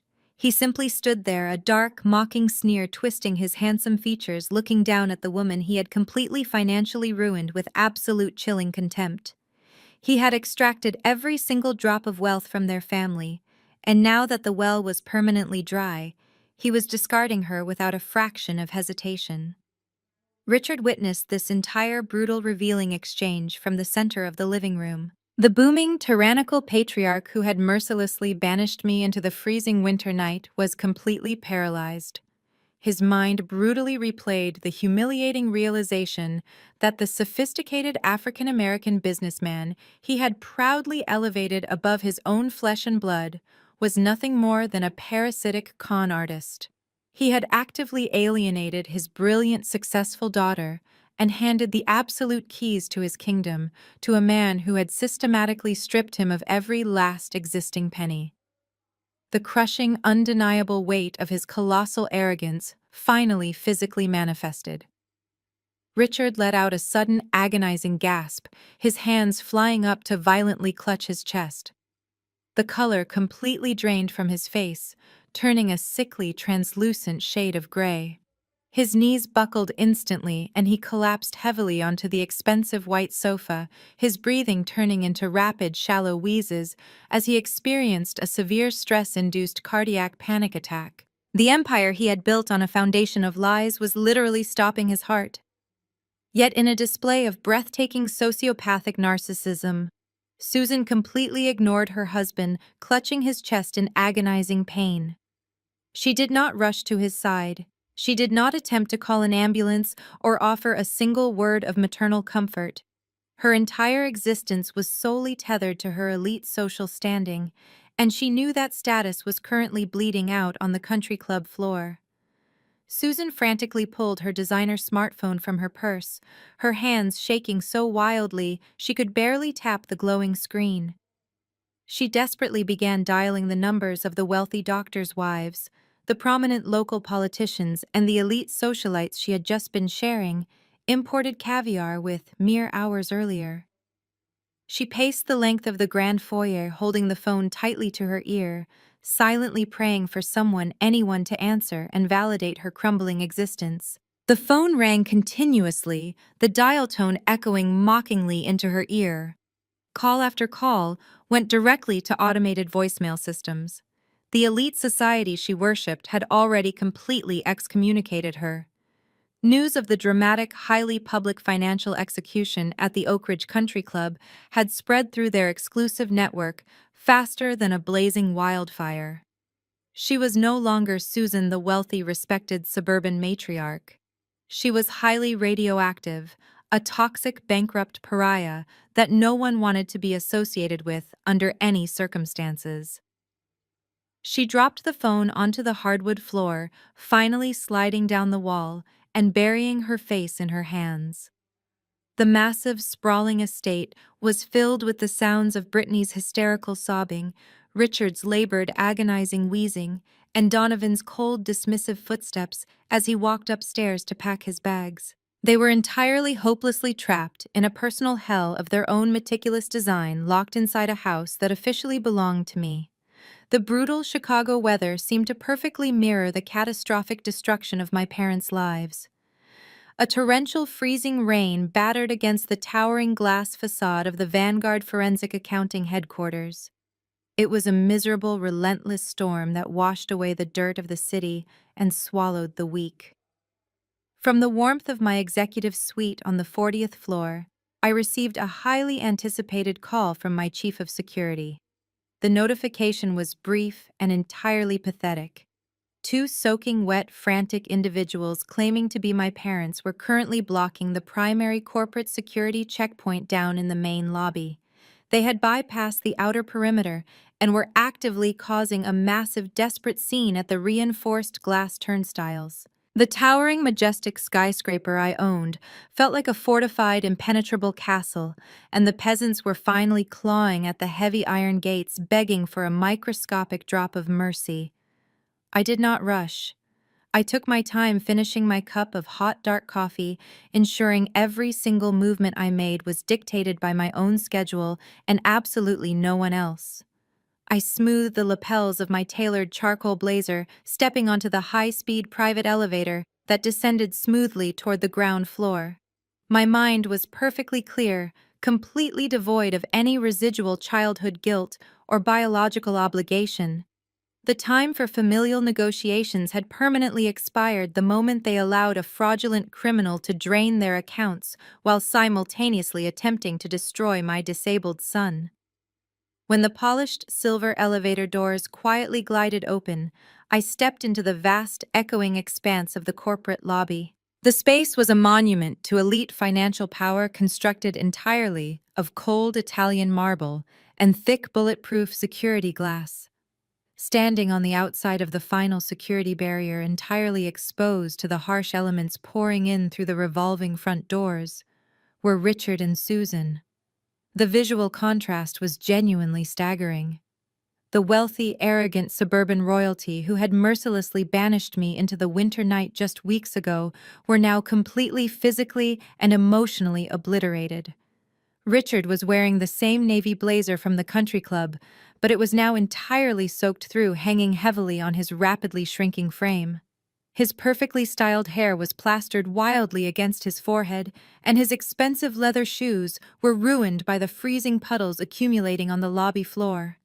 He was gripping the thick security turnstile, violently shaking it, while aggressively arguing with my stoic, heavily armed security personnel. Next to him, Susan was an absolute catastrophic mess.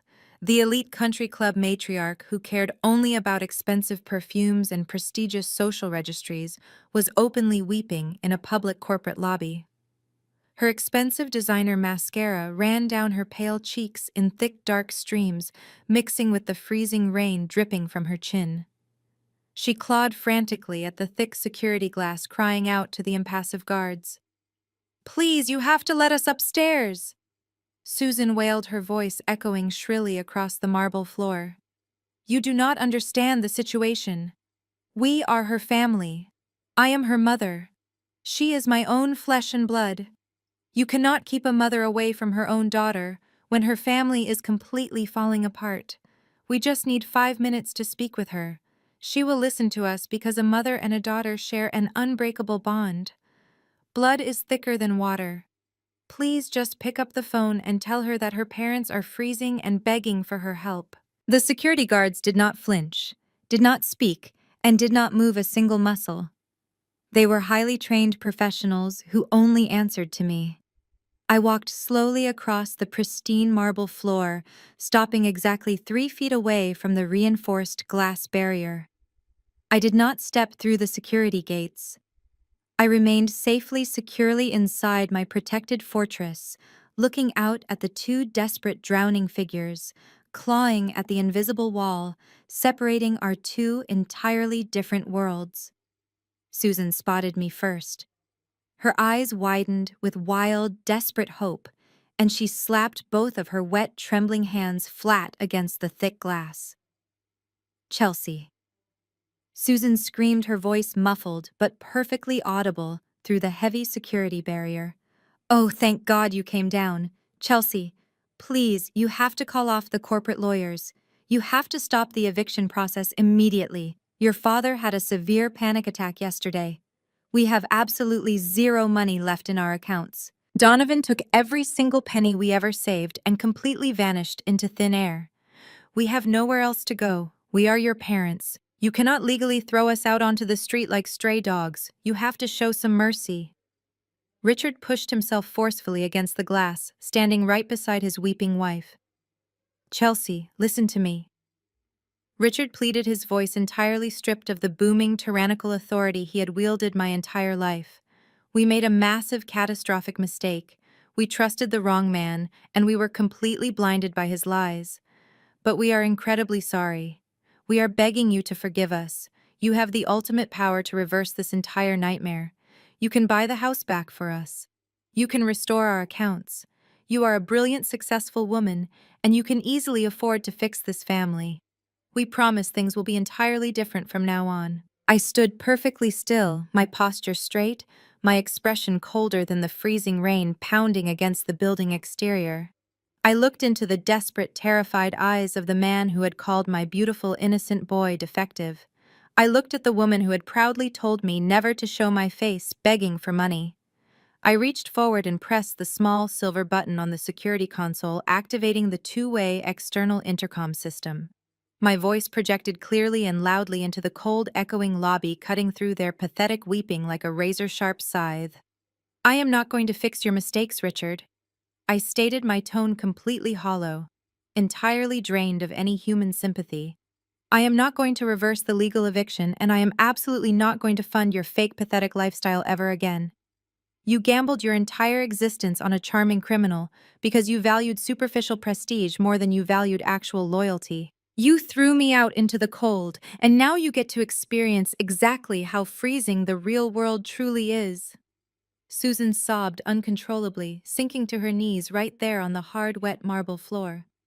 "Chelsea, please," Susan begged, pressing her tear-stained face against the bottom of the glass. "You cannot do this. We will die out there. We are your family." I looked down at the pathetic, broken woman kneeling in the puddles of rainwater. I leaned closer to the microphone, delivering the final lethal psychological blow.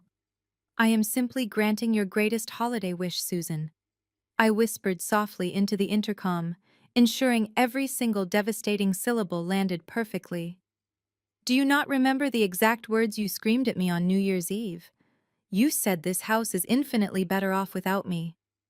I smiled, a dark, terrifyingly calm smile. "You were absolutely right. My house is much better off without you inside it." I released the intercom button, instantly severing the audio connection. I did not wait to watch them scream silently behind the soundproof glass. I turned my back on the people who had given me life and walked smoothly away, my heels clicking rhythmically across the pristine marble floor, heading back to my high-speed elevator, leaving them completely permanently locked outside in the freezing, unforgiving storm. The sleek silver elevator doors slid shut with a quiet, definitive thud, entirely severing my visual connection to the pathetic, drenched figures of Richard and Susan. The high-speed cabin propelled me upward, returning me to the serene, climate-controlled sanctuary of the 40th floor. I felt absolutely no residual guilt. My heart rate remained perfectly steady, completely unaffected by the hysterical weeping I had just left behind in the cold marble lobby. I walked back into my spacious corner office, the panoramic view of the freezing Chicago storm serving as a perfect cinematic backdrop to my calculated victory. I sat down at my massive mahogany desk, smoothing the sleeves of my tailored charcoal blazer, and immediately pressed the secure intercom button to summon my lead corporate attorney. Miss Kensington entered my office less than 60 seconds later. She moved with the lethal, silent grace of an apex predator circling wounded prey. Her immaculate designer suit was perfectly pressed, a stark, brilliant contrast to the miserable, soaking wet mess my parents had become downstairs. She carried a sleek, digital tablet, her sharp eyes locking onto mine, waiting for the precise operational command she knew was inevitably coming. "They are currently weeping at the security perimeter," I stated, my voice echoing with pure, unfiltered authority. "Richard and Susan are begging for a miraculous financial resurrection. They honestly believe their theatrical tears will magically erase decades of emotional abuse and financial negligence. They are desperately clinging to the delusion that biological ties will somehow override a legally binding commercial foreclosure." Miss Kensington offered a razor-thin, terrifyingly professional smile. "Desperation always makes the initial impact of total bankruptcy significantly harder for the debtors to process," she noted smoothly. "Shall I instruct the building security personnel to forcibly remove them from the premises? We can easily involve local law enforcement if they refuse to vacate the lobby and continue to cause a public disturbance." I shook my head, slowly formulating the final crushing phase of their destruction. "No," I commanded, my tone dropping into a completely emotionless clinical register. Having them dragged out by the police would only feed their ridiculous victim complex. It would allow them to spin a fake narrative about being brutalized by a ruthless corporation to their country club friends. I want to break them legally, methodically, and entirely by their own hand. "I want you to go down to the lobby, Ms. Kensington. You will act as my sole proxy. I will not grant them another second of my personal time or emotional energy." Ms. Kensington nodded, her posture straightening as she prepared to execute my will. "What exact parameters are we setting for this encounter, Chelsea?" she asked, tapping her digital pen against the screen. "Tell them I am willing to offer a single non-negotiable lifeline," I instructed, leaning back in my heavy leather chair. "Tell them I am offering a final agreement." Use those exact words. It will give them a microscopic, pathetic glimmer of hope. They will instantly assume I am going to bail them out, save their precious suburban mansion, and completely restore their elite social status. Let them cling to that absolute delusion for tonight. Tell them to present themselves at your downtown law office tomorrow morning at exactly 9 o'clock. If they are even 1 minute late, the offer is permanently rescinded and the immediate physical eviction proceeds without delay. Understood. Ms. Kensington replied, her fingers typing rapidly on her digital tablet. "And what exactly will this final agreement entail?" "It will contain absolutely zero emotion," I stated coldly. "No familial reconciliation, no forgiveness, and definitely no financial salvation. It will be pure black and white ink on legally binding paper. We will offer to restructure their massive, crippling bank fraud debt just enough to keep them out of a federal penitentiary, because I do not want the media circus of a criminal trial attached to my maiden name. In exchange, I want total, uncontested surrender of every single asset they possess. Prepare the documents tonight." Ms. Kensington turned on her heel and exited the office, heading straight for the ground floor.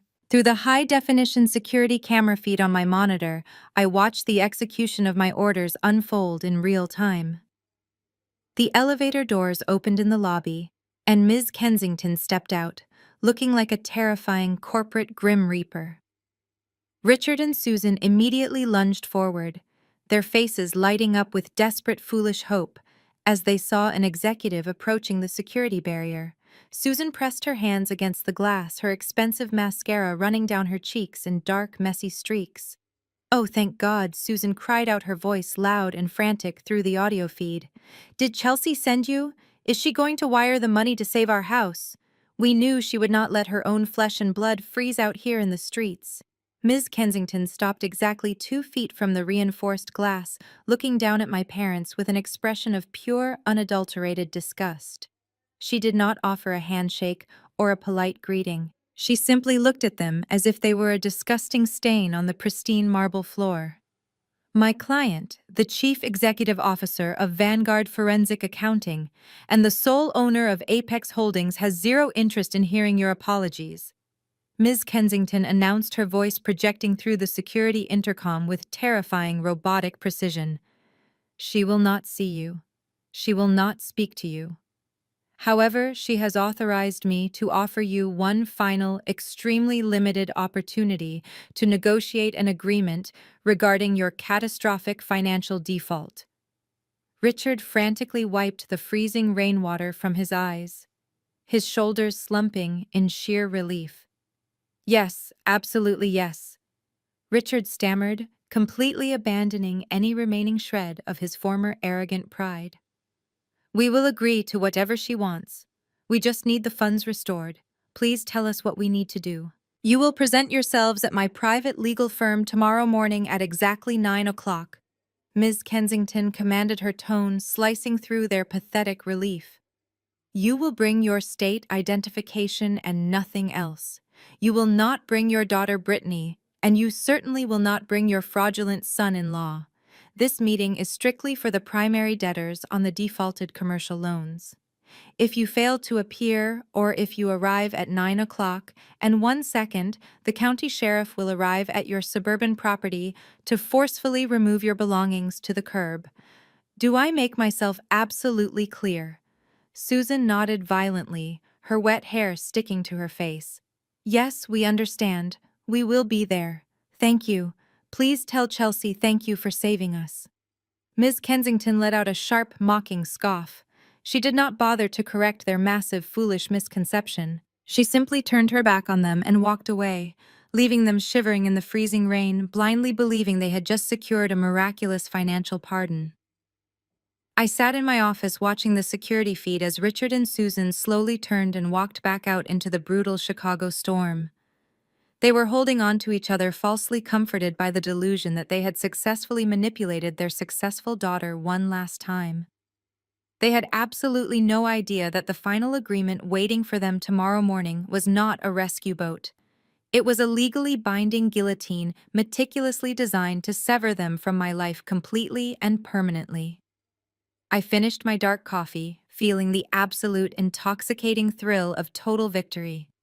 The trap was perfectly set, and tomorrow I would finally close the heavy iron cage.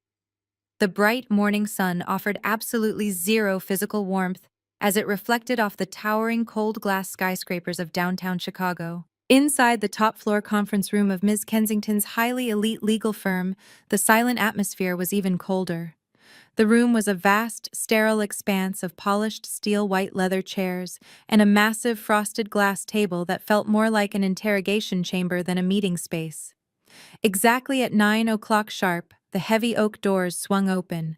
Richard, Susan, and surprisingly Brittany walked into the room. The sight of them was a breathtaking testament to how rapidly arrogance decays when stripped of its financial funding. They looked entirely unrecognizable. Richard wore a wrinkled, oversized gray sweater, his face pale and deeply lined with dark, hollow bags under his bloodshot eyes. Susan looked 10 years older, her usually immaculate blonde hair flat and unstyled, her hands trembling violently as she clutched a cheap generic handbag. Brittany was perhaps the most pathetic of them all. Her designer makeup was completely gone, revealing puffy, red-rimmed eyes and a deeply terrified expression. I sat at the head of the long glass table, my posture perfectly straight, flanked closely by Ms. Kensington. I did not offer them a seat. I did not offer them a single drop of water. I watched them shift uncomfortably under my freezing, analytical gaze. Brittany could not maintain eye contact for more than a fraction of a second. The reason for her absolute physical collapse was glaringly obvious, and my private investigator had confirmed the humiliating details just hours ago. Donovan had completely vanished. The moment the spectacular country club execution concluded, her smooth-talking, fraudulent husband had raced back to their rental property, packed a single duffel bag, emptied whatever microscopic amount of cash remained in Brittany's personal checking account, and fled the state. He abandoned his wife and his children without a single backward glance, leaving Brittany entirely to face the catastrophic financial wreckage he had orchestrated. Now she stood cowering behind her equally destroyed parents, a broken, discarded prop in a con game she had blindly defended. Richard placed his trembling hands flat on the cold glass table, leaning his weight forward as if his legs could no longer support his shrinking frame. "Chelsea, please," Richard begged, his voice a hoarse, rattling whisper that contained absolutely zero trace of the booming patriarch who had dominated my entire childhood. "We are completely destroyed." Donovan took the very last of the emergency cash and vanished into thin air. "We have nothing left. The bank accounts are frozen, the credit cards are entirely declined, and we cannot even afford to buy basic groceries. We came here because your security guard said you had an agreement. We will sign whatever you want, but please, I am begging you as a father, just let us keep the house. We can rent out the extra rooms, we can find minimum wage jobs, just do not throw us out onto the street." Susan fell to her knees right there on the pristine office carpet, sobbing loudly and clutching the edge of the conference table. She begged me to remember the good times, desperately fabricating memories of a loving childhood that never actually existed. I looked down at the woman kneeling on the floor, feeling absolutely nothing but a profound clinical detachment. I opened the sleek black leather folder resting in front of me and pulled out a single thick stack of heavily notarized legal documents. I slid them across the smooth glass surface until they stopped directly in front of Richard's trembling hands. "I am going to offer you a singular, highly generous legal miracle today, Richard," I stated, my voice echoing with brutal, undeniable authority. "My forensic accounting team has spent the last 48 hours auditing your loan applications. The documents you submitted to Vanguard National Bank contained massively inflated assets and deliberately falsified revenue projections. In the eyes of the federal government, that is textbook credit fraud. If I release this specific forensic audit to the Federal Bureau of Investigation, you and Susan will undoubtedly spend the next decade in a federal penitentiary. Richard gasped, clutching his chest as the terrifying reality of federal prison loomed directly over him. His breathing became incredibly shallow, his eyes darting frantically toward Miss Kensington, as if expecting federal agents to burst through the doors at any moment. "I am permanently erasing your commercial bank debt." I continued, speaking slowly, so every single devastating syllable landed perfectly. "Apex Holdings is formally absorbing the total loss of your massive margin call. You will not face federal indictment. You will not go to prison for fraud. You will walk out of this towering skyscraper today as entirely free citizens with absolutely zero negative balance attached to your legal names." A fleeting, pathetic wave of sheer relief washed over their haggard faces, but I immediately raised my hand, silencing their premature gratitude. However, I commanded, my tone dropping to absolute freezing zero. "That financial salvation comes with a mandatory, non-negotiable price. I am clearing the heavy debt, but I am permanently confiscating the associated collateral. You do not get to keep the sprawling suburban mansion. You do not get to keep the luxury vehicles currently parked in that massive driveway. Every single valuable asset, every piece of expensive furniture, and every piece of jewelry purchased with those fraudulent loans is now the exclusive legal property of my corporation.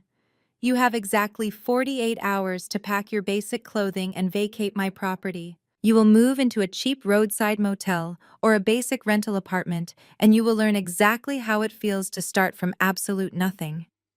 Brittany let out a sharp, devastated wail, finally comprehending that her days of luxurious entitlement were permanently terminated. Richard stared at the legal documents, realizing he had absolutely no choice but to sign away his entire kingdom just to maintain his precious physical freedom. Ms. Kensington did not allow the suffocating silence in the conference room to linger. She reached into her pristine leather briefcase one final time and extracted a separate, significantly thicker stack of legal documents printed on heavy premium paper. She placed the imposing stack precisely in the dead center of the frosted glass table. The harsh fluorescent lights overhead reflected off the crisp white pages, illuminating the ultimate non-negotiable condition of their financial salvation. I leaned forward slightly, resting my forearms on the table, locking my cold, analytical gaze onto the three shattered figures sitting opposite me. I watched the last remaining shreds of their arrogant suburban pride evaporate into the sterile, air-conditioned atmosphere. "You are going to walk away from those massive, fraudulent commercial loans without facing a federal grand jury indictment," I stated, my voice echoing with absolute terrifying clarity. "You will not be paraded through the local news in handcuffs. But that unprecedented level of legal mercy comes with a permanent, unbreakable chain. What sits in front of you is a comprehensive, ironclad, no-contact, non-disclosure agreement. It is the absolute final barrier separating your physical freedom from a lengthy, miserable stint in a federal penitentiary."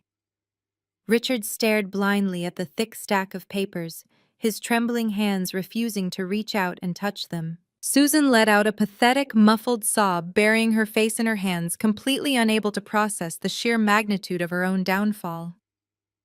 Brittany sat perfectly still, her eyes wide and vacant, completely traumatized by the rapid, brutal destruction of her entire privileged existence. I did not feel a single microscopic drop of pity for any of them. They had meticulously dug their own graves with years of vanity, cruelty, and boundless greed. Now I was simply handing them the shovels to finish the job. Ms. Kensington stepped forward, tapping her silver pen against the top page of the agreement, her voice ringing out like a judge delivering a final, inescapable sentence. "The terms outlined in this contract are absolute, immediate, and completely non-negotiable," the attorney commanded. By signing this binding legal instrument, you are agreeing to completely and permanently erase yourselves from the existence of my client and her minor son. You are explicitly forbidden from initiating any form of contact, be it physical, digital, or through any third-party intermediaries. You will not call. You will not send letters. You will not attempt to approach them in any public or private setting. I took over the explanation, ensuring they heard the specific boundaries directly from the daughter they had so callously discarded. There is a strict, legally enforced 500-yard proximity perimeter written into that contract, I declared, watching Richard flinch as the severe reality set in. If you ever attempt to approach me, or if you ever dare to come within 500 yards of my son Leo, my security team will not merely ask you to leave. They will immediately contact local law enforcement. You will be arrested for violating a standing protective order, and I will personally ensure the federal fraud files are immediately submitted to the authorities. You will completely vanish from our lives starting the very second you walk out of this building. Brittany let out a sharp, devastated gasp, finally finding her voice. But my social media. Brittany cried out, her priorities remaining sickeningly superficial even as her entire world burned to ashes. My friends. The neighborhood groups. How am I supposed to explain what happened without telling my side of the story? You do not have a side of the story anymore, I replied, slicing through her ridiculous complaint with a tone of pure, freezing ice. Section 4 of that agreement contains a comprehensive digital gag order. You are permanently banned from ever mentioning my name, my son's name, or my corporate entities on any social media platform, public forum, or private digital communication. You will not post about this transaction. You will not seek sympathy from your remaining country club acquaintances by playing the victim. If a single defamatory word regarding my life leaves your lips or your keyboards, a massive financial penalty will be instantly triggered. A penalty of exactly $1 million per verified violation payable immediately upon demand. The threat of $1 million penalty effectively crushed whatever microscopic defiance remained in their broken bodies. They had absolutely zero, capital zero leverage and zero alternatives. They were entirely, hopelessly cornered. Ms. Kensington placed 3 expensive silver pens next to the towering stack of documents, silently waiting for their inevitable submission. Richard reached out first. His hand shook so violently he could barely grip the smooth metal barrel of the pen. He pulled the document toward him, hot tears of utter humiliation pooling in his bloodshot eyes and dropping silently onto the crisp white paper. He was signing away his sprawling mansion, his luxury vehicles, his fake prestige, and the very daughter he had so arrogantly banished into the winter night. Susan followed suit, her weeping echoing pathetically through the sterile conference room as she blindly scrawled her signature across the dotted lines, completely surrendering her entire high society identity. Brittany signed last, her face pale and devoid of all expression, entirely defeated. When the final signature was applied, Richard slowly dropped the silver pen onto the glass table. It landed with a heavy, hollow clink. He did not look at his wife or his remaining golden child. He slowly raised his head, his eyes meeting mine. He looked utterly hollowed out, a completely empty shell of the tyrannical patriarch he used to be. "I never thought you could be this cruel, Chelsea." "Richard," whispered, his voice cracking painfully under the crushing weight of his absolute defeat. "I never imagined you possessed this kind of darkness inside you." I sat perfectly still, absorbing his pathetic, hypocritical accusation without feeling a single ounce of remorse. I leaned forward, resting my hands on the mahogany table, and delivered the ultimate fatal blow to his shattered ego. "I am not being cruel, Richard," I stated, my voice radiating absolute, unshakable power. "I am simply doing business. The weak, the incompetent, and the fake get systematically eliminated from the ecosystem. That is the harsh reality of the corporate world. You are the one who taught me that lesson 11 years ago, when you threw me and your disabled grandson out into the freezing cold. I was just an excellent student, and now the masterclass is officially over." I pushed my heavy leather chair back from the frosted glass table, the soft scrape against the floor, signaling the absolute end of the negotiation. I did not offer a parting glance to the broken figures sitting across from me. I did not wait for another desperate plea or a hollow, meaningless apology from the people who had tried to destroy me. I simply stood up, buttoned my tailored charcoal blazer, and walked toward the heavy oak doors of the conference room with perfect, unwavering posture. Behind me, the muffled sounds of Susan weeping and Richard breathing heavily faded into complete nothingness. Ms. Kensington remained at the table to process the signed documents, her sharp eyes ensuring they collected their minimal belongings and vacated the premises exactly as instructed. Stepping into the private elevator, I felt a physical suffocating weight completely vanish from my shoulders. It was a massive burden I had carried for 34 years, a toxic pressure to seek validation from people who were fundamentally incapable of providing it. The high-speed descent to the underground parking garage felt like returning from a lifelong, exhausting war. I had won the ultimate victory. I had fought a brutal battle against the very people who were supposed to love me unconditionally.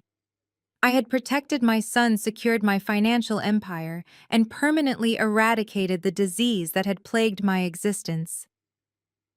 I slid behind the steering wheel of my custom black sport utility vehicle.